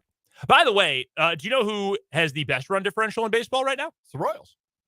The Kansas City Royals at plus 50. Yep, they got another blowout win yesterday, as defined by Baseball Reference in their metric of a blowout is 5 or more runs. And the Royals won by 5 yesterday. So that's Kansas City's 7th blowout win of the season. I'm not sure who has more than that. I think that would take me a really long time to look up, but 7 blowout wins for the Royals. Yeah, I think it was Christopher on YouTube earlier who mentioned the Royals are the only team in baseball that have not allowed over 100 runs so far this year. That is actually crazy through 32 games. And yeah. I know they've got the best ERA in the league, but just saying that out loud, that is remarkable. And it's not just the pitching, it's the defense. It's run prevention. It's everything working in tandem. The pitching has been really good. They've solidified the back end of games with John Schreiber and James MacArthur in the 8th and the 9th. Starters are getting them length, and they're playing really outstanding defense. Kyle Isbell is Gold Glove caliber in center field. The left side of the infield is really, really good. Pasquantino is solid at first base. Melendez is improving in left field. Salvador Perez has learned how to frame pitches now after being one of the very worst in the game at framing the last handful of years. When he's been back there, he's been above average as a framer. He's been a positive in that department. So it's everything working in tandem. It's not just, oh, man, these pitchers are awesome. They've been pitching very well, but it's the pitchers being backed by excellent, outstanding defense. Only Toronto has more defensive wins above replacement as a team than the Royals do at this point. And the Royals, this was brought up by Jake Eisenberg on the radio broadcast yesterday. I mentioned this, by the way, during our very short show. Jake Eisenberg is really good. Yeah, he does a really nice job. What an awesome bonus for Royals fans that now you can really enjoy. Not that you couldn't enjoy it before, but you're listening to good baseball and a really good broadcaster is handling it too, along with Denny, of course. The Royals are number 1 in all of Major League Baseball in defensive runs saved. They are 5 up on the Blue Jays. Those are your 2 best defensive teams in baseball right now. And if that's your favorite defensive stat, and you could pick any number of them and say, this is my favorite defensive stat, they are the best defense of baseball, according to that. And I believe, if I'm not mistaken, ultimate zone rating, which is a FanGraph stat too, the Royals are also the best team in baseball in that stat. They've been incredible, man. This is really, really impressive. And I think it's important too, because it's easy to sort of ignore this in baseball if you don't have an either mainstay or a well-known manager. I think we've got to give Matt Quattrero and his staff a lot of credit. I would agree. I think that you're seeing guys play to their potential and figure some things out in a way that suggests there's real communication happening from the coaching staff, which Quatrero's the head of, to players. And guys are making adjustments to their games that have helped them produce. Last 2 starts for Seth Lugo. Remember we talked about, man, Seth Lugo's not striking anybody out. What's going on here? Seth Lugo lost the ability to strike guys out. He has more strikeouts in his last 2 starts than he did in his first 5. How many did he have 2 starts ago? I know he had 8 yesterday. He had 9 against Detroit. 9. That's right. He had 8 yesterday in 7 innings. So 17 strikeouts in 14 innings. He had 14 strikeouts in his first 31 innings this year. What's different? He's pitching. I want to be very careful here that I am not saying that he is Zach Greinke, but he's pitching a little Greinke-ish, throwing the kitchen sink at guys, changing speeds, throwing pitches at different speeds. He doesn't have that big, slow, loopy curve, but he's got a really good breaking ball. He's making the fastball move. He's pitching up in the zone. He's reaching back for extra when he's ahead of the count.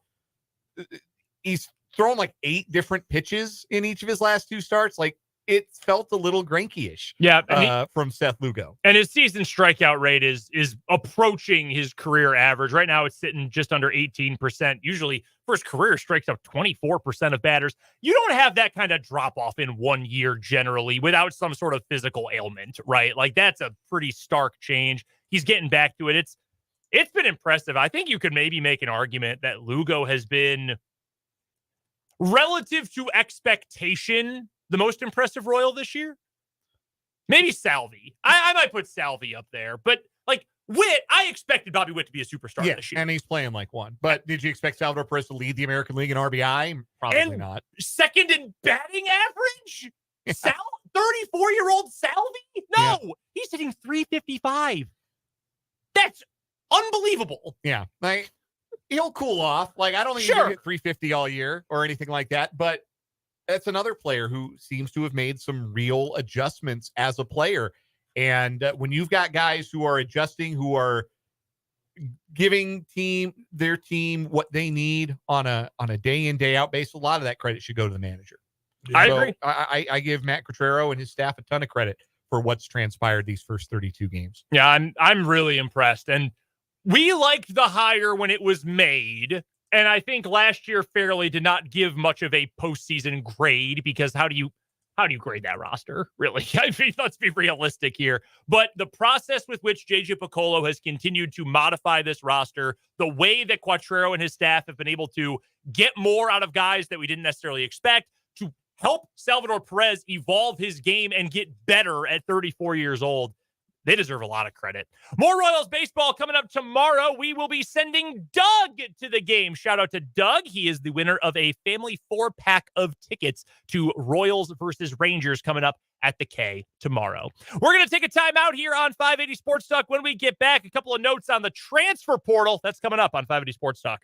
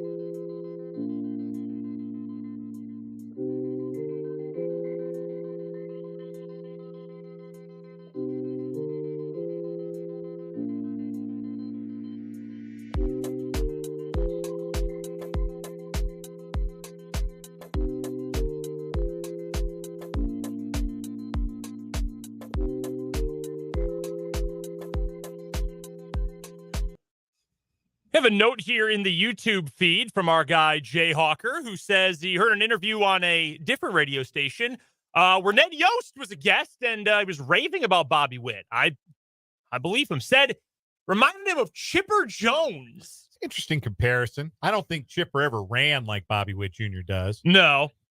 Chipper was so good. He had a pretty catastrophic leg injury early in his career that might have sapped him of some speed that we maybe never got to see, but like, that's the thing with Bobby Witt Jr. Like, that we've talked about, the tool set is so loud, so impressive. He hits the ball the hardest. He hits the ball really far. He runs the fastest. He throws it the hardest when he throws it from shortstop, or among the hardest.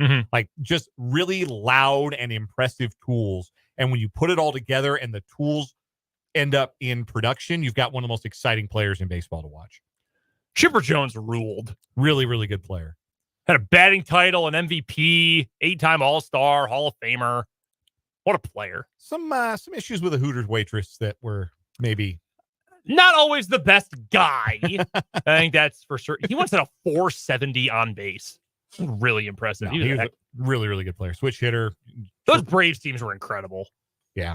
They really were. I know you liked those Braves teams growing up. Early 90s, before the Rockies. Before, regrettably, my hometown got a baseball team. A decision you are still paying for to this day. I just could have stayed a Superstation Braves fan my whole life.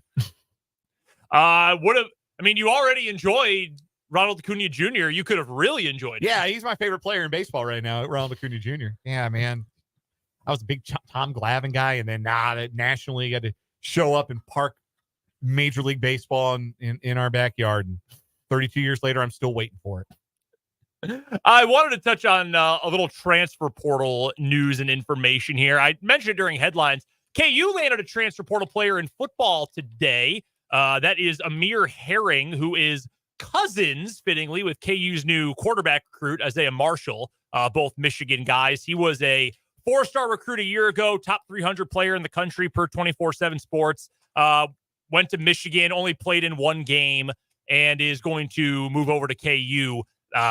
Lance Leipold and company have done an unbelievable job at recruiting the state of Michigan, both transfers and high schoolers. That's been a hotbed, a pipeline state for KU. What my pal Michael Swain wrote over at fog.net sounds like this is a long-term play. Probably not a guy who's going to start right away or play a whole lot right away, but long-term, KU really loves his upside. K-State picked up their linebacker target earlier this week as well. Alex Marenko, the transfer from New Mexico, if I'm not mistaken. Yep, Jason Shear wrong again.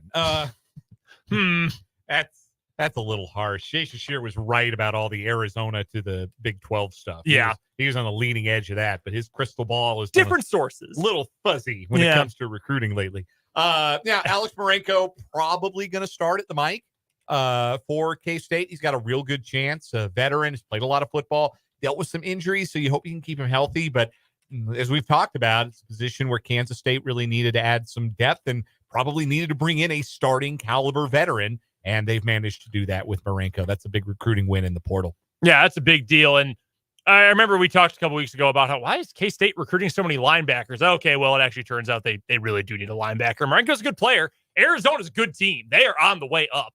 Although they are, I don't know about less interesting without Jed Fish, but definitely different. I mean, he had that thing cooking. He did. How much of it was the system in place? How much of it is Jed Fish? Which is an interesting question because Jed Fish has never been anywhere more than like 8 minutes in his whole career. This is true. This dude bounces around like crazy. He's got a really, really long, what is it? CSV? Is that what business professionals call it? It's like a resume. CV. Just CV. Oh, just CV. Yeah. CSV is an Excel file. Yeah, that's an Excel. Yeah, that's a spreadsheet. Yeah, he has been, since 2012, he has been with like 10 different teams. Jeez. Miami, the Jacksonville Jaguars, Michigan, UCLA, where he was actually interim head coach for a hot second, 2 years with the Rams, the Patriots, 3 years at Arizona, now Washington, all just since 2012. That is actually remarkable. Do you know where he was in 2010, Dan? He was with the Seattle Seahawks. He was on Pete Carroll's first staff. Yeah, quarterbacks coach. Who was the quarterback for the Seahawks in 2010? Matt Hasselbeck and Charlie Whitehurst. Charlie Whitehurst. the affectionately named or nicknamed Clipboard Jesus. Hey, he started and won the division championship deciding game in the final week of the season against the Rams. Don't look up the score or what the regular season record for the Seahawks was. Just jump ahead to that cool run by Marshawn Lynch in the playoff. Wasn't that cool? That was very cool. It was so cool. I remember I was in high school at the time. I was doing a game. I was doing a high school basketball game for our radio station, and my phone was blowing up. All of my friends said, "Dude, are you watching the game?" I can't respond. No, I'm not. So I would have had a similar experience, except I had turned my phone off. I was also doing high school basketball. It was Saturday night after all. And I turned my phone off and I went, I taped the game so I could watch, I watch it in full after I was done. And once I saw the run, I said, okay, I think I know how this game's going to go. I'm going to turn on my phone. It was just bouncing off of the table for a few minutes. The other thing from the transfer portal I wanted to get to today, I think I mentioned this. I don't know if it was off the air to you, Dan, or if it was actually on the air the other day. The transfer portal closed for college basketball yesterday. And as many of the reporters will say, it can take up to 48 hours for all these guys to get processed. But most of the guys who are going to transfer, we've known that they're going to transfer by this point. KU and K-State could not have had opposite transfer portal window periods. K-State had 6 players leave, if I'm not mistaken. Cam Carter, Day Ames, RJ Jones, Dorian Finister, Jarrell Colbert, Arthur Kaluma. KU, one of 5 teams in the country to have no transfers out of the program. Wild, especially after last year when everybody left. Yeah, pretty remarkable. And especially, we talk about, you get recruited over and sometimes you leave. And I don't hold that against any player who, if you get recruited over in the transfer portal, you decide, hey, my future's not here. My future is somewhere else. I want to play. I don't want to sit. RJ Jones, great example of that. Yeah, I don't want to sit. I want to go play. I don't begrudge anybody. Yeah. But that happened at Kansas. And guys like Elmarco Jackson and Jamari McDowell said, no, I'll stick it out. I'll ride it out. And I respect that too. I even if Jamari McDowell's minutes are next to none this coming season for KU, he decided, I want to be part of this program. I want to be a part of what we got going on here. And I don't think there's a wrong way. Like I would have said, if Jamari McDowell decided I want to go play, tip your cap and wish him well. But the fact that he's sticking around, I think that says something about him, and it says something about what Kansas is trying to build. I think also part of it can come down to how much eligibility is left for some of the guys you recruit. Like Zeke Mayo, for example, he's got 1 year left. He's going to be here for 1 year. I think probably as KU 6 man.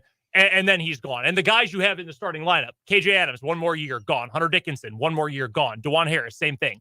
There's going to be a sudden increase in minutes a year from now.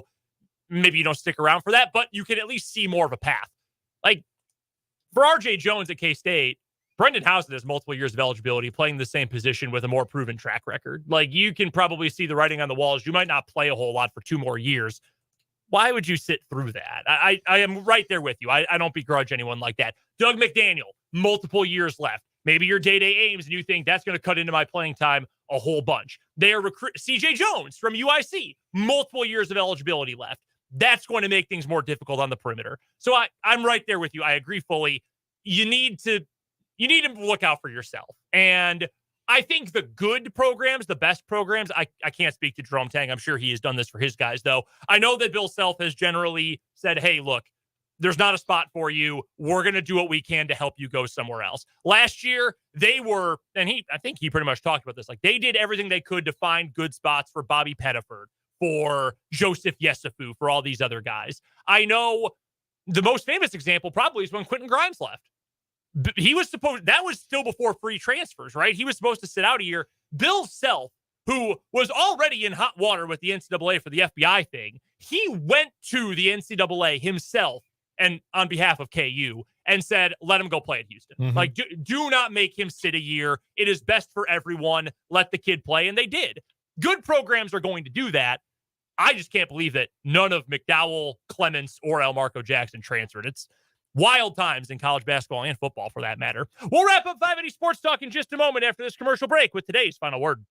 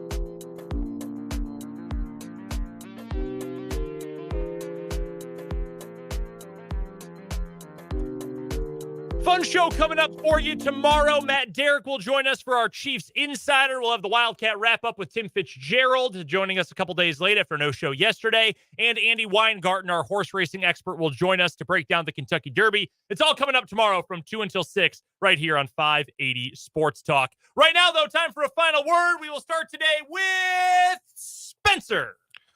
Final word. That was fun. Yeah, well, You really wound up and went for it. Yeah.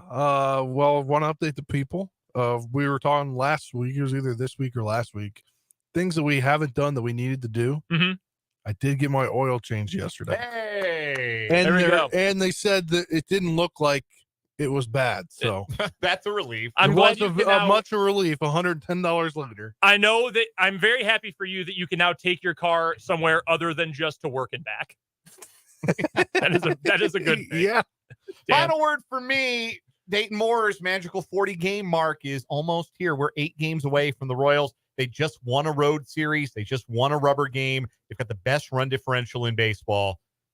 It's okay to give a little piece of your heart to these Kansas City Royals. I'm giving you permission if you needed it.